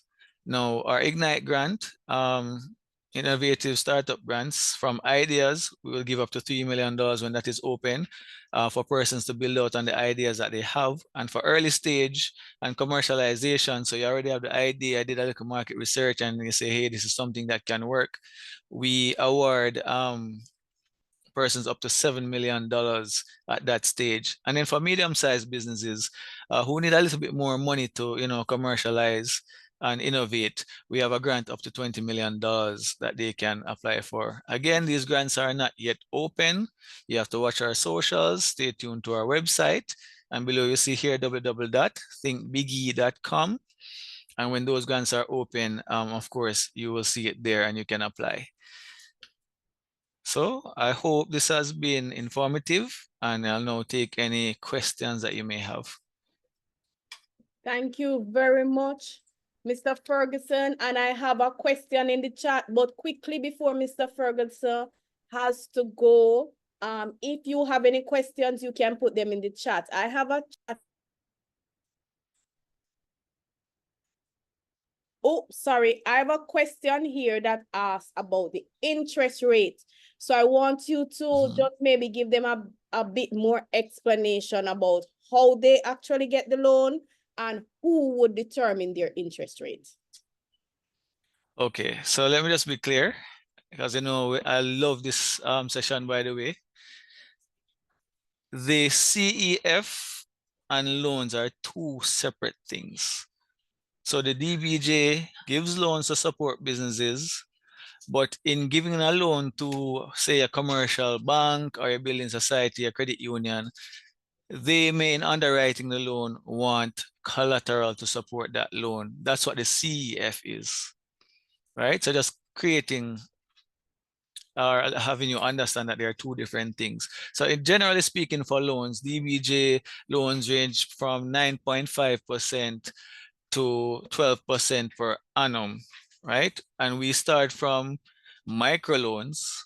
Well, let's not go to the micro. Let's talk about the larger loans first. So our large loans can go up to 1.5 billion Jamaican or 10 million US, right? So as big as your dreams are, as big as the business is growing, we're growing with you as well. But for smaller persons who, don't want that much, we also have micro facilities, and the micro facilities are one goes up to 750,000 and the other goes up to $2.5 million, right? So that's how our loans work. And again, the credit facility now is a separate facility. So even if you're taking a regular bank loan, so it's not a DBJ loan, for whatever reason, the bank is giving you one of their loans, but still you have a collateral issue. This DBJ product can support that external loan just the same. As long as you are a registered business operating in Jamaica, it's a legal franchise that you're operating, and you have your TCCs up to date, you can access the CEF. So I don't know if we need any further clarity on that.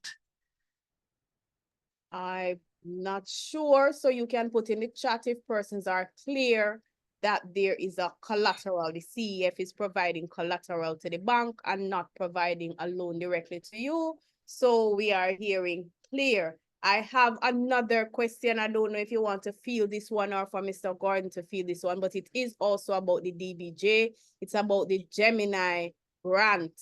So one person asked if the grant can be used to purchase equipment for capacity building.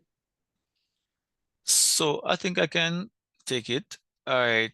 So what happens sometimes, for example, if you're with BSI, and those are the service providers under the program, and they're doing, for example, some IT services, they may be able to, for example, purchase software, so your QuickBooks, etc., or your point of sale software, and in so doing, they may actually be able to purchase the point of sale equipment as well.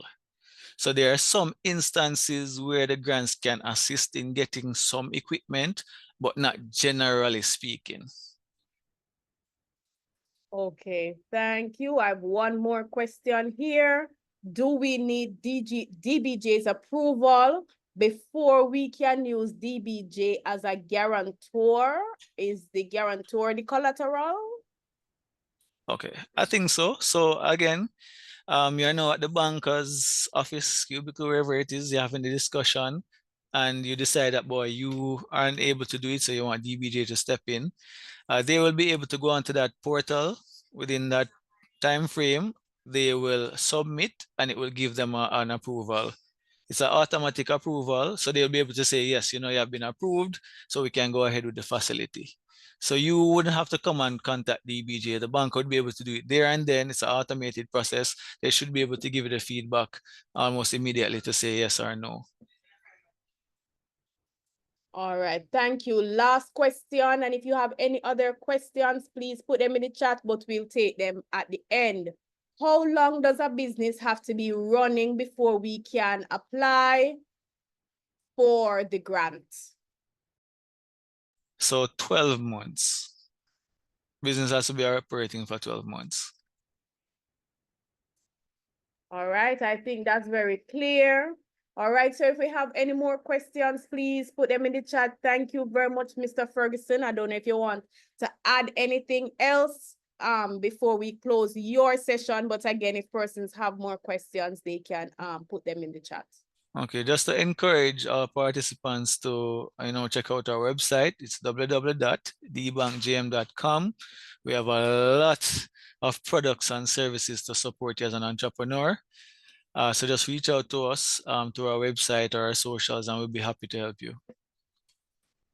That is dbankjm.com. Correct. All right. Thank you very much, Mr. Ferguson. All right, thank you for having me. And I know I was definitely edified.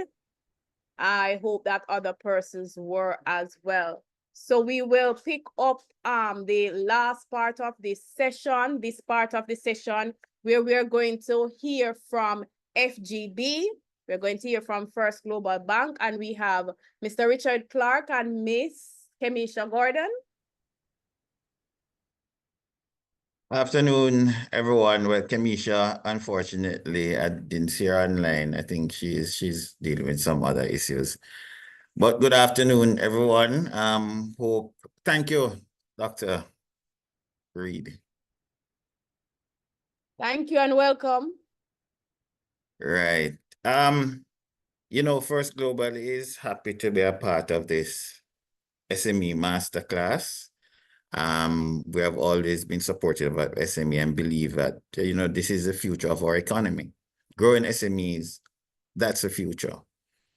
Now, let me just prepare my slide.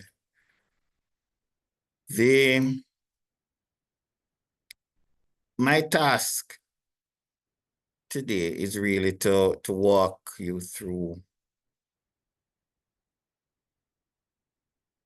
Just tell me, indicate if you can see. Yes, I'm Yes, safe. yes, we're Mm. seeing. Thank you. I'm Okay. hearing you clearly. All right, great. So this is the exciting part. This is where now we put everything together. Everything that you have heard so far with all the presenters. It's now time to put it all together with you getting your financing from the bank. But let me just quickly run through. First Global, we are a commercial bank. Our vision is to be the leading digital bank with a first-class customer experience, and our mission to empower people to get ahead in life and business.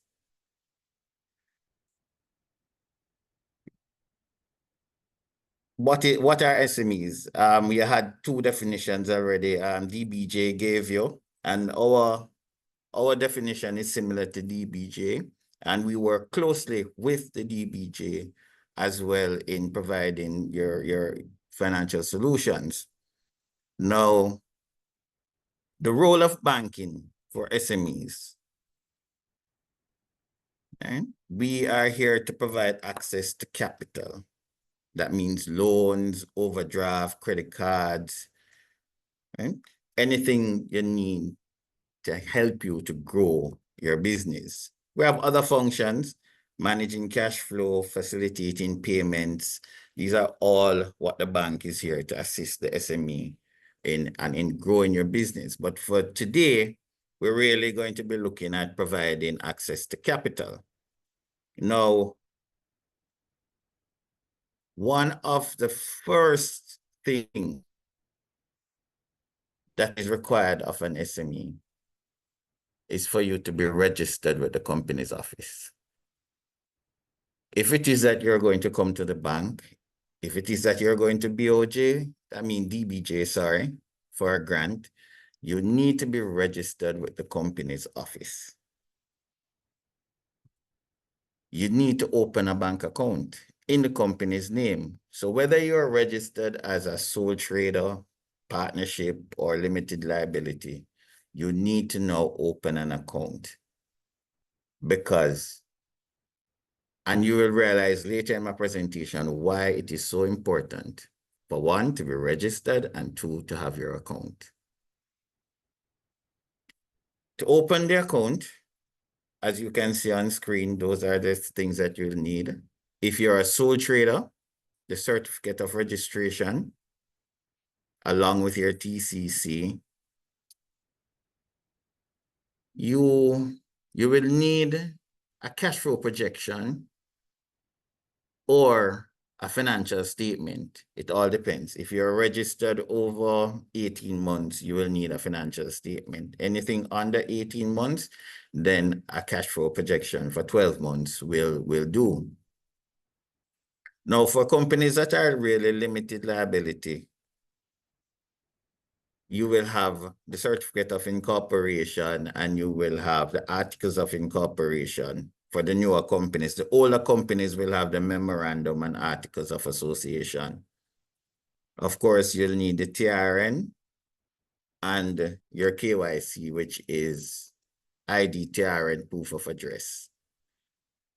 And we also offer what is called simplified accounts, where for the smaller businesses, for example, a sole trader, and you do not have all your documentation, we have what is called a simplified account, which will allow you to open a business account, but with limited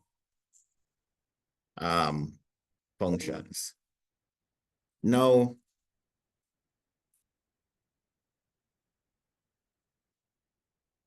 after opening your account, it is imperative, I can't stress how important it is for you to pass your funds through your account. Your sales endeavor to pass all your sales through your account. If it is that you have cash transactions to do, develop a system in your office, have a petty cash, something, create some other way. Other than to say that you have this person and that person to pay, and so you have to pay them cash, so you keep using all the cash and not coming to the bank with it. Pass your cash as much as possible through the bank.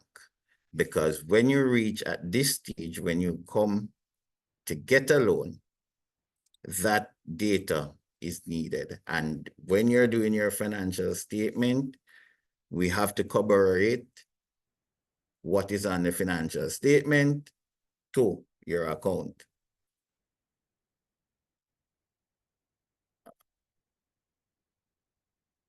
One sec. Right. So the documents that you'd need for your loan, you would need to bring the same similar documents that you use to open the account. So we will have those documents on file. But we will also need a valid TCC. So your TCC must be up to date and what is called a letter of good standing if you're a limited company. If you are registered as a sole trader, your certificate of registration must be up to date before coming to the bank. Now, on opening your account, let me just say this quickly. Credit policy dictates that your account should be up and running, the company at least, and your account should be up and running for at least 2 years before you can be qualified for credit.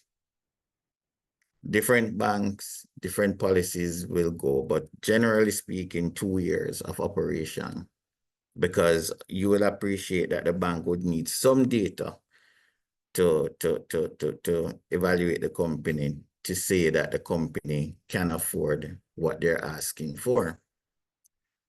With First Global, we understand the situation with the SMEs, and so we have what is called an early stage financing product, which will offer you financing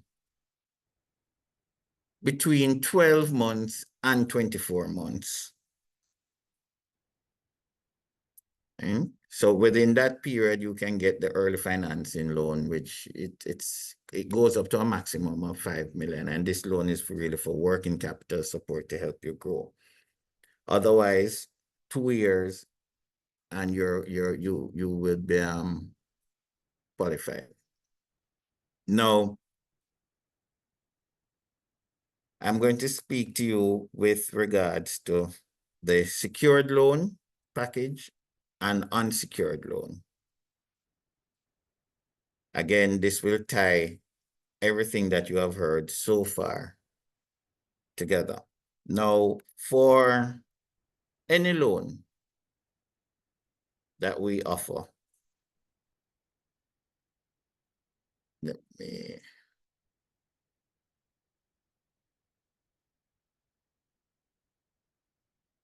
So for any loan that we offer, these are the basic requirements. You need your financial statement. Remember that presentation by Michael earlier, where he stressed the importance of the financial statement, your cash flow projection, what I mentioned to you about your bank statements. The bank statement is the history of your account. You need that. Now, for your financial statement, we ask that you give us the last 3 years financial statement. Now, if it is that you're 2 years in, we will accept the 2 years. And along with your cash flow projection, the bank statement should be in line with the period of the financial statement. So if your financial year is January to December, for example, your bank statements presented to the bank should be in the same order, and your cash flow projection should go in the same order with your financial year. Of course, you'll be required to present proof of what you want the funds for, whether it be invoices or statements from your supplier. However, but you will be required to provide proof. There are things that we have to do on the back end where we have to pull your credit report. Very important. Again, Jamaica is now in that system where we look at your credit, how you perform, how you pay your bills with other institutions. So your credit report comes into play. And this is particularly important when it comes to giving unsecured loans. Because if it is that you have a bad credit report, then the bank is very, very wary of giving an unsecured loan to that company and individuals. So having given us your financial statement, cash flow, credit, you sign the credit consent form with us, we go through that, pull your credit report, you give us your bank statement. In cases where the companies are limited liability, we will ask for a personal financial statement to be done, because as a limited company, the director would have to guarantee the loan, would sign a guarantee on behalf of the company. And to do so, the director would need to complete a personal financial statement, or certainly the main shareholder would. So again, trying to tie everything into place. Sorry. So the secured loan, after presenting all of this to us, and by the way, this is true also for the unsecured loan. So these documents being requested goes as well for the unsecured loan. In the case of the secured loan, you would now need to provide your collateral. Your collateral can be in the form of land, property. In some cases, if it is a motor vehicle, it should be within a 5-year period, which it depends on the age. We will decide what equity. There's a list. Sorry, I'll show you what equity you can get out of it. And that also determines the interest rate. Now, understanding that this is real, this masterclass is really for SMEs.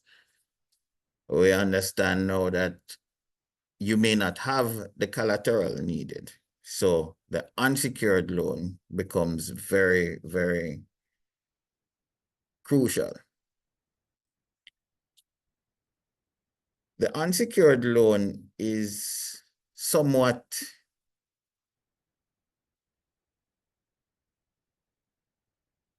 I wouldn't say more complicated, but it lends itself to the fact that the bank now has to take up this risk. What DBJ has done is that they have created the CEF, which you heard they spoke of before. The CEF is what the bank will look at to assist with securing that facility for you. Now, as you realize, as you heard earlier, it will go up to 90%. In some cases, after 11 million, it's 80%. Now, this is where most of our SMEs we have been assisting using the CEF, and the shortfall in some instances, the bank really take on that risk. Veronica? Somebody was saying something? Yes, go ahead. Okay. So in some instances, the bank take on the remaining risk, that 10% or 80%, based on how good of a application we're looking at. Again, it goes back to you passing these monies through your account so that when the bank look, we see a good turnover per month and you have a healthy cash flow, and your financial statement, when we review that, it's the ratios, everything is taking us in the right direction. Now, some of the key factors we look at, and I mentioned some already: your credit history, your financial statement, your business plan, collateral, cash flow, the industry and the market that you operate in, contingencies, management team, the purpose of the loan, debt to equity ratio, the risk assessment, the compliance, regulatory compliance, the relationship with your suppliers, and with that we mean how easy it is to get your goods, and the relationship with your customers. So the bank look at all these factors and make a decision as to if it is a risk that the bank wants to take in lending this money to this SME. So going back to what all the presenters have said earlier, putting all these factors, these things in place will ultimately bring you one step closer in successfully applying for a SME loan. Now, if you look at all the requirements, they are quite similar. Company documents up to date, financials, everything. How are you going to do that? It's by making sure, and I keep saying it, that you're passing your funds through your account. So that when it reaches this stage, we don't have an issue with your financial statement is saying that you're turning over 10 million for argument's sake. And when we look at your account, we're only seeing 3 million going through the account. What happened to the rest of money? You're going to say just use cash. Right? But it makes it that much harder, more difficult to get that loan. In a nutshell, that is what it takes to get your SME loan. We also look at other products. For example, overdraft, which again, that wouldn't come in the early stages of the business.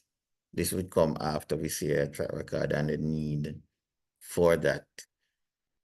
Of course, if you realize that you would want to have a facility like that in the earlier part of the business, then it would be cash secured, not on an unsecured basis. But we do offer overdraft, we offer business credit cards. Now, the business credit card is actually a good thing as well, because it gives you that freedom to manage your funds better, one, and it's a loan. You have a 30-day window, in some cases 45 days, to pay back that bill that you use on your credit card.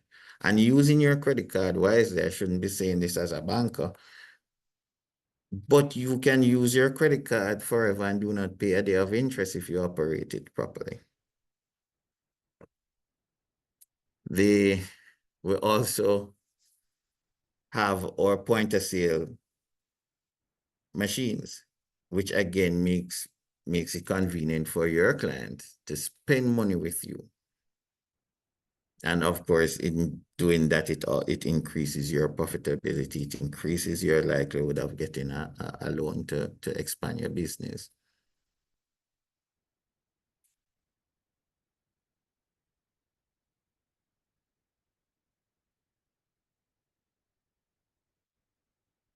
Finish? Sorry about that. Right. So, guys, in a nutshell, this is what you need to do if you want to have a SME loan. The DBJ is, let me just clarify something. DBJ provides the funds to the commercial banks, the approved financial institutions, to unlend to you, the SME. So when it comes to lending of funds, DBJ do not directly get involved.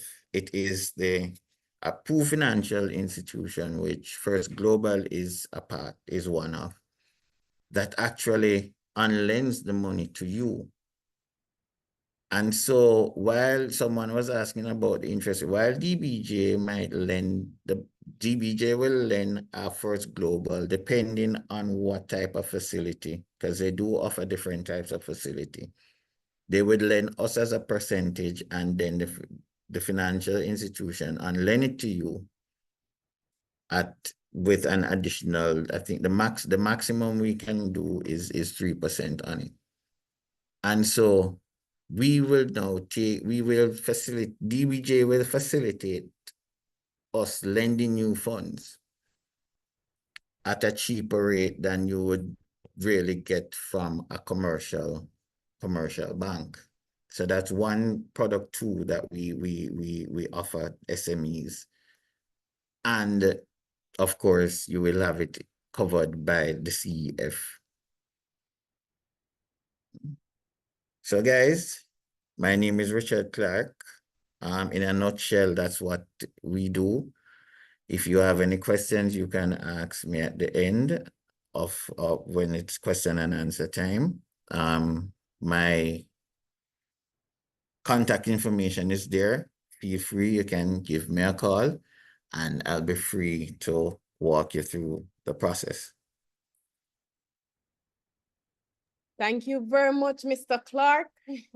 And yes, please put your questions in the chat and we will ask those questions at the end of the session. I will say, as a business owner, putting your money through the bank is really important, but normally I would say you probably hear it at the time when you go and find a loan, at which time you've been in the business for a good number of while and not been doing it. So it's really good for to hear about that when you just start your business, so that you know, what are the things to do to set up yourself correctly. Even if you never end up taking a loan, it's good to be in that position at any point that you need to make use of those funds. All right, so thank you very much. And I will collate the questions as we have questions and ask them towards the end. So we are moving into the final section. So bear with us. We are going to hear from Mr. Gordon, who is going to tell us about SMS Mobile. And then we are definitely going to want to hear about Live Harmony and Nexus Hub, how they can make your lives easier as small business owners. Mr. Gordon? Yes. I'm glad everybody is enjoying themselves. As participants of this activity, you get 10% discount on Android devices, tablets, phones, and laptops at SMS Mobile. SMS Mobile has branches in almost all our communities across the island. They're a sponsor and technology partner, right? So you can check out some of the phones that they have, right? Look here.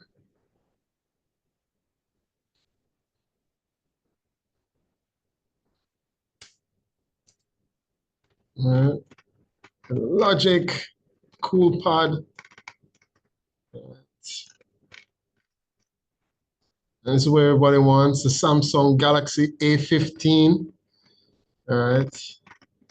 All right. So as I said, you get tablets, laptops, and phones at a 10% discount. We're going to email everyone a coupon and the contact information for SMS Mobile, and then you can reach out to them. Right? You can't run a business in Christmas if you don't have a proper working phone, a tablet, or a laptop. You can collect your orders and process them effectively. All right. Hand it back over now to Dr. Reed to go to Life Harmony. Thank you very much. So we have, yes, we have our next session coming up from Life Harmony. It is talking about their systems that they can create to help SMEs, and it's focusing on financing. So invoicing, point of sale, e-commerce, these kinds of things that are very important for getting your money and being able to show the finances going through your business, to be able to show that to the bank or other financial agencies. So please help me to thank to welcome our next presenters, Mr. Howie and both Mr. Howie and Mr. Howie. Please go ahead.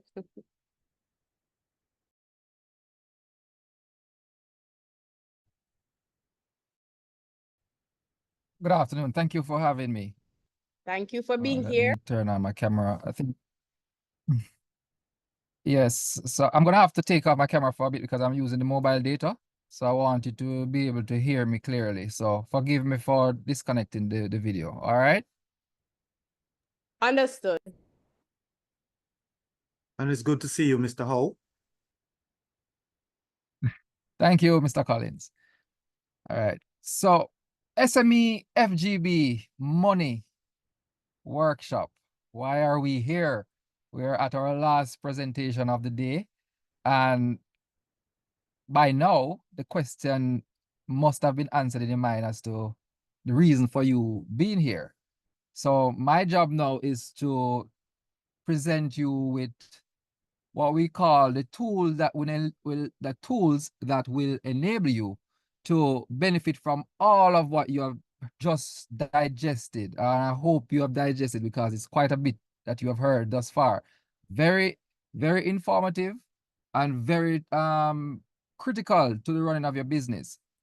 Now, where it is that most of what you have heard, the business is here, you might not be doing most of those by yourself because you're going to be so busy trying to run your business. But there are persons in the room like Mr. Collins who will be able to assist with your accounting and your registration and your processing and taking you through all of that. So as I transition now over into what Harmony is providing for these SMEs, is that solution that will, one, bring you into an organized platform where, just like your Zoho or your QuickBooks, those are the names that most of you would be familiar with. This solution is basically providing all of those functionalities, but those solutions were built not necessarily for this region. Why I say that is because when you're supposed to get your payments, there's nothing that ties it to your local financing. What we are presenting to you now is a way to manage your invoices, manage your business, the double ledger, all of that information that Michael would have brought us through earlier. It will help you capture all of that information while you do your business. And most importantly, what is it that is a hindrance for most businesses here is the ability to accept your payments. So now with this tool, what you will be able to do is generate your invoices from the platform, send it to your customers, and just from that interaction with your customers, they will be able to click on that in the link that they get, whether by email or a WhatsApp link. They click on that the invoice comes up and they just click pay now. They can use their card and make those payments. So what it is that we're presenting, there's a competing bank that is already on board with this and is benefiting from this. And because we have FGB in the room, we also want to work with FGB to provide this as a tool also for the customers that they will be supporting. And of course, we are here to build, right? Not just those persons who are at a level that they can qualify, but we are building a solution that will incorporate the persons that are up and coming, that are not there yet, but this tool will help them to start getting regularized and so transition or matriculate, as we would put it, into what we would call persons who are now qualified. So let me share my screen so that you can get a better understanding now of what it is that we are presenting for these SMEs and businesses.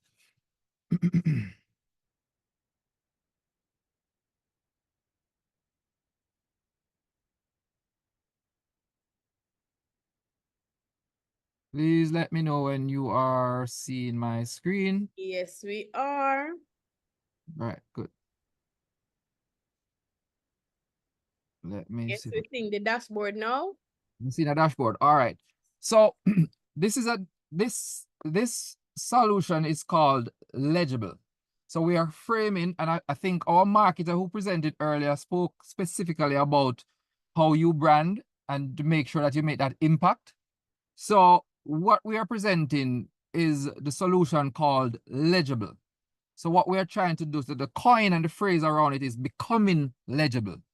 That's what we are putting out, and that's what we want our small businesses as they grow to get this type of awareness and be a part of this digital economy.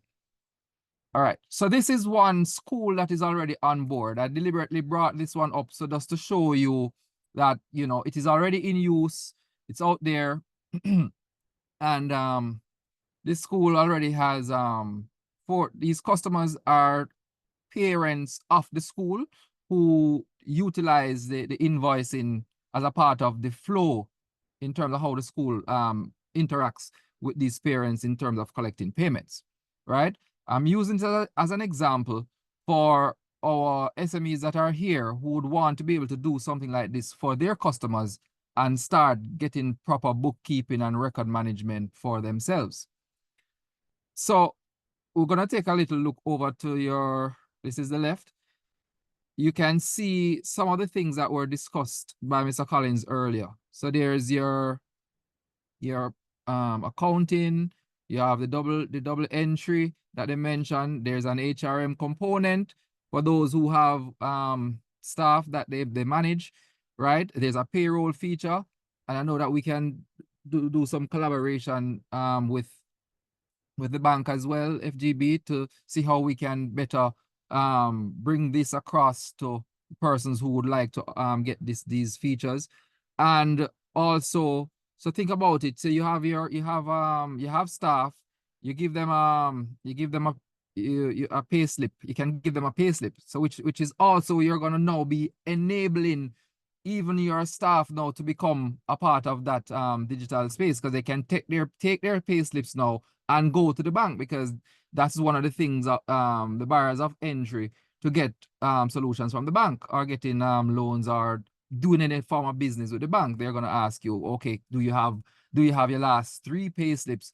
So from this platform, you will be able to provide a pay slip to your staff as well. All right.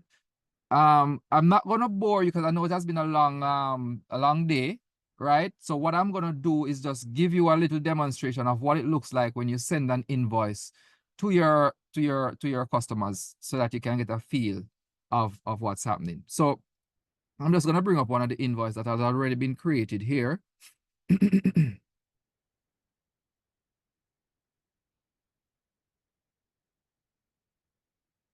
Okay, give me a second. Let me just log back in.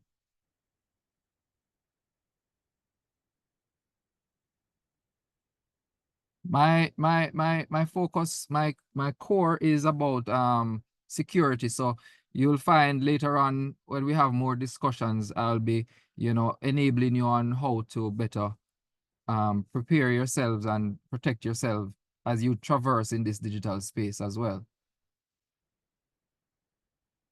All right, so we're back here. So invoicing.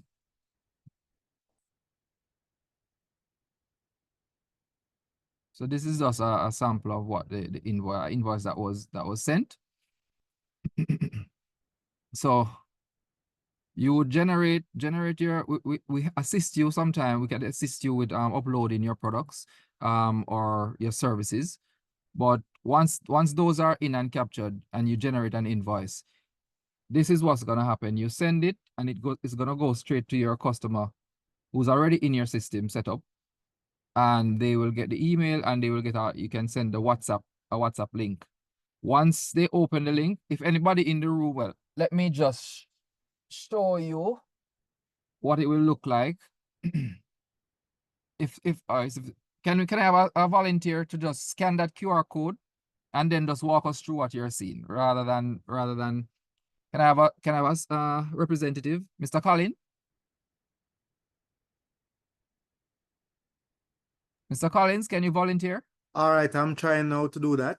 So scan this QR code for me. Yeah. I am quicker than you are. All right. So walk me through what you're seeing so that it doesn't seem Veronica. so it doesn't seem as if I am manufacturing no, this. It's giving me the invoice details. It's invoice 00006. I'm not reading from the screen. I don't know if you all are seeing me. I'm reading from my phone. It says issue date, the 29th of the 10th, 2024. The due date, it has the product summary with the service grade 6 tuition. So I'm seeing the entire. All right. So talk to me now about what you see at the top of that invoice. It says print, pay now, invoice details at the very top. Good. So you see that option that says pay now? All right. Click on the pay now. I'm not going to complete a payment, but I just wanted to see what happens. It says add payment and it's showing me the amount and also another link to make payment. Right. So that now is a gateway, which what we're pitching even to FGB as we have you on right now is that this could be you. Right? So your customers, this gateway could be linked to your system. So you earn from your customers. For the debit card and the prepaid card payments that would be used to complete such a payment. So right, and of course there are, and this is a kicker, there is we have different currencies built into this platform, several currencies, most of your major currencies. So persons who are doing business with outside of the country, so you're selling products, you can send an invoice to somebody outside. They would bring it up, the gateway comes up and the payment is made and it is settled in your account here. That's the fluidity of what we are presenting to you right now.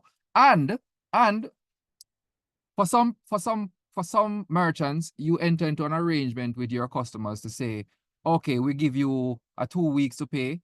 The one invoice is tracked straight through until the end. So when you send your invoice, it says send. If they make a part payment, it shows you that partial payment is already made. It is updated on the customer end and it's updated on your end because you're on the platform, right? You can set payment reminders, all of that to track. And once you reach the end of the payment, say they make their final payment, that invoice now changes to say paid, and now that becomes a receipt for your customer. So you're not sending anything new. It's the one that is tracked all the way through. So, all right, not hearing any feedback. I guess persons are digesting what I just said, but I guess we'll get the feedback at the end.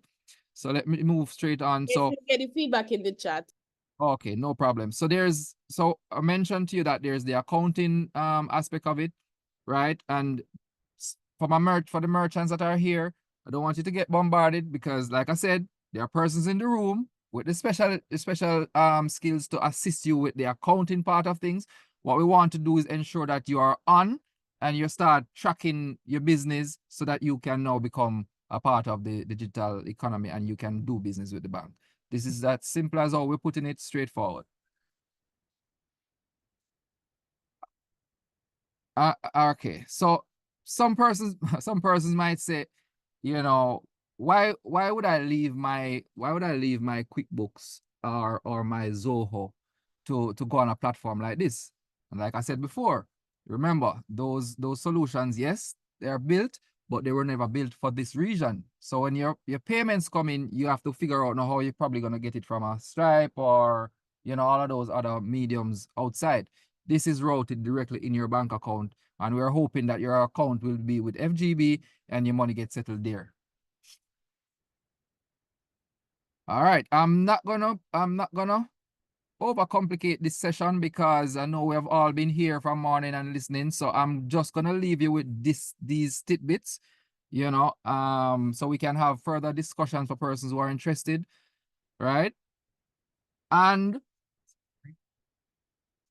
the platform, you might be wondering, oh, so how much is it to get me on this platform? There's no charge for you to get on the platform. You can start and use the platform because me and my team, we have gone out, we have built, we studied what is some of the gaps that are out there. So we decided that, hey, let's do something for these people because they need to be a part of this digital economy. So we have gone through, put this together, and so persons can get on right now and start seeing, being a part of this digital economy.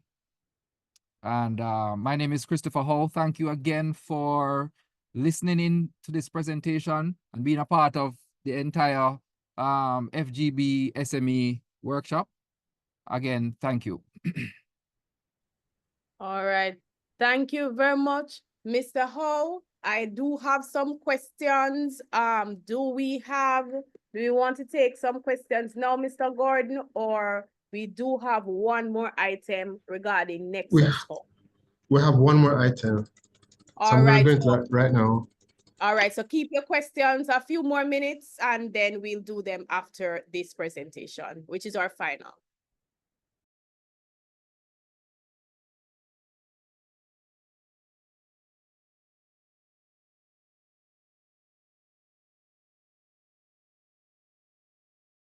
Yes, Mr. Gordon, we are ready for you. All right. Yes, this is going to be very, very quick. Here we're talking about conversational commerce, right? Essentially, right now, almost everybody has a WhatsApp and an Instagram, right? And a lot of us are making a lot of money just having people via WhatsApp status send us a request for information, or viewing our ad on Instagram and having people DM us, right? But right now, you're not available 24 hours a day to respond to those questions, right? You're not available at odd times. You can't answer 6 or 7 things, responses coming at the same time. So Nexus Hub is a local technology company that is leveraging artificial intelligence to provide conversational commerce. Essentially, it works just like how works just like how you would be talking to somebody on WhatsApp or through a DM or through your website. What I have is like an AI bot that will interact with your client using generative AI. Generative AI is you would already be familiar with, which is similar to, which will like OpenAI or Gemini, right? So so they will help you to build out your systems, right? Allowing you integrating the chatbot seamlessly into your WhatsApp, into your Instagram. You can also connect the chatbot to live in harmony, legible, so that if somebody comes onto your Instagram or your WhatsApp, they'll automatically add that record to your CRM and notify you. They'll interact with the customers 24/7, helping them to qualify. This is a menu, right? What do you want? I want some shoes. Okay, which shoes do you want? I want this one. This is an invoice. Contacts Life Harmony, email an invoice, WhatsApp an invoice, present the website, whatever. So we here presenting you with the grants, the collaterals, the loans, the mobile device, the tablet, the laptop, the ERP, which is better than QuickBooks, is connected directly to First Global Bank. So all the information, you just email it over to First Global, right? First, BDCI is here to help you build out your business model canvas and get you going. And finally, you have all that information about marketing and digital marketing. And here we have Nexus Hub helping you to automate the sales process, right? We'll be coming to the end of our session, and I'm handing it back over now to Dr. Reed to go and execute the question and answers. Thank you very much. All right, thanks. So thank you very much to all of our presenters for today. I know that we have covered many different things in the little bit over 2 hours that we've been here today. So I'm going to take some more questions. We do have some questions in the chat, and then we are going to wrap up for today. Several persons have asked if we are going to be getting the recordings, and yes, you will be getting the recording. So you can go back through this information. You've been provided with a YouTube channel and, access to the more information from FGB, from DBJ. So there's a lot of material for you to ingest and go back through and make sure that you're setting up yourself. So let me start with some of the last set of questions that we had about the platform. Mr. Ho, we had questions about how do we get the platform? So you said there's no upfront cost, but can you explain a little bit more for persons who are interested in getting legible, how they would go about doing that?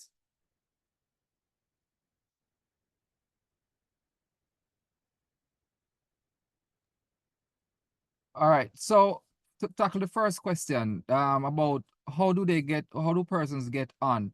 So my response to that was we are gonna send from the organizers, Mr. Gordon will share with all the persons all of the details in terms of how to get enrolled. We will provide all of that for them, right? There's gonna be some hand holding, as you would imagine, for anything that you're just taking on. And we will be providing those training sessions in collaboration with UCC as well. Remember the term becoming legible. So we can't just give a platform out there and just expect that everybody's gonna just know what to do. So we provide that channel of training persons to become legible. So that's answering that question. I guess some persons were wondering how it is that okay, so if it is there's no upfront costs in getting onboarded, what exactly is the question there? I mean, is that I'm trying to figure out what was the question. Well, they wanted to know what is the cost. So it said there's no upfront cost, but they still want to find out what is the process. So you said we will get that information by email, how to get enrolled. That's correct. All right. So we also had a question about adding their bank account to the platform. I don't know if you want to answer that question now, or if people are interested, they will be taken to the entire process. Okay, all right. So I'm gonna answer that question partially, so because I want to make sure I don't want to have anybody not fully grasping what happens. So I'm gonna be crafty in terms of how I respond.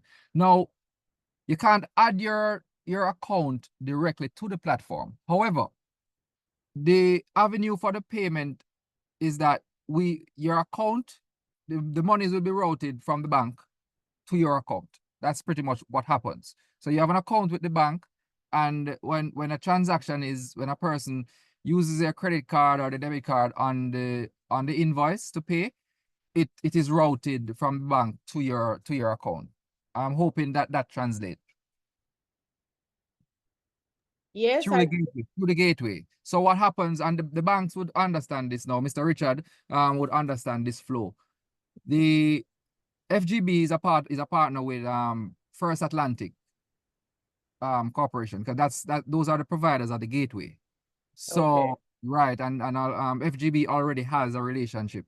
So what a merchant account with them. So what happens is once FGB is on board with this, then the monies now get routed when the gateway comes up and persons put their card information in, it is routed to the merchant's account via FGB. Okay. We have a comment. This is not a question. Camille is talking about the legible being optimized for mobile. Mr. Colin, I think there is the contact for Mr. Colin in the chat, but Mr. Colin, if you want to put your contact in the chat again, then there were persons asking for that. One question for Thank you so much. I will do that right away. It's in the chat. If you scroll up, you'll be able to see it, but I can place it again. Thank you so much, Dr. Reed.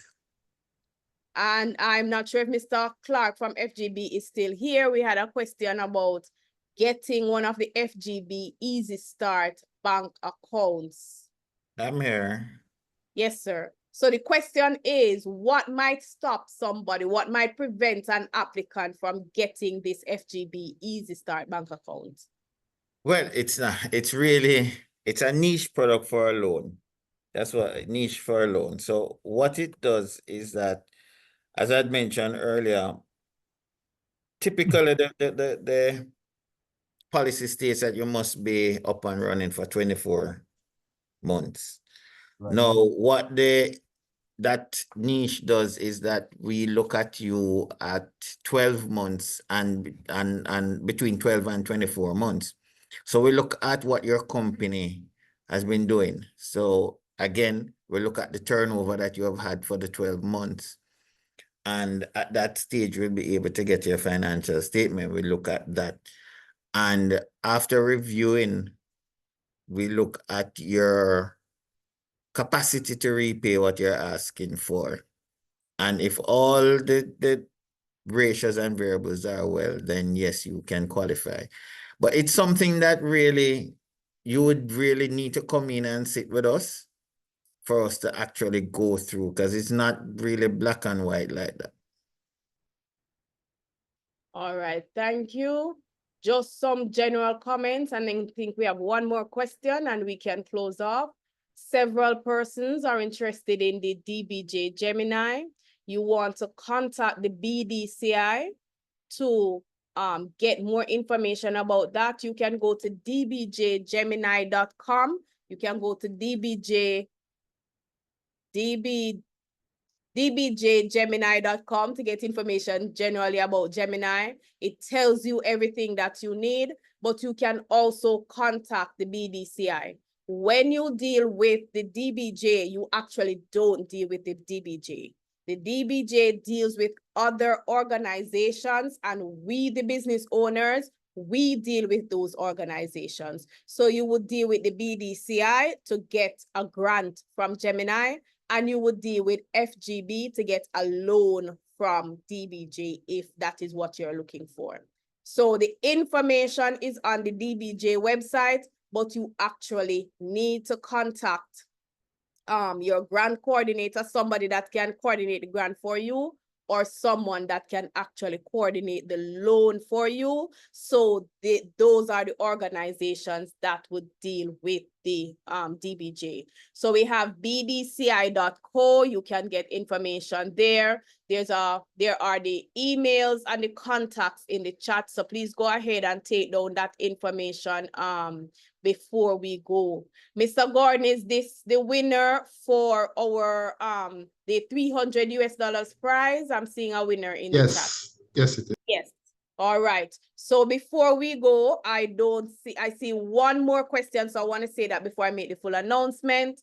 A lot of so we have had the discussion from both the DBJ and FGB saying that you need to basically have some history as a business to access most loans and grants. Most loans and grants are looking for you to be in business at a minimum of 12 months.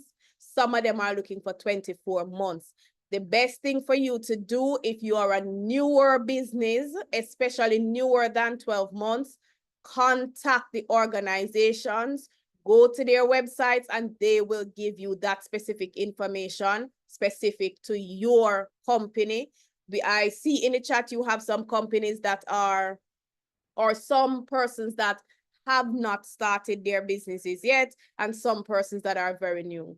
For those kinds of situations, you really need to speak to someone at the bank, speak to someone at the various organizations. You tend to have more generalized information for older businesses, because a lot of times brand new businesses, you know, there's not a lot of financing for them.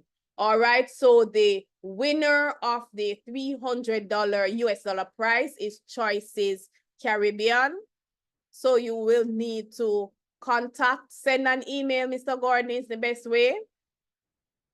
choicescaribbean.com, right?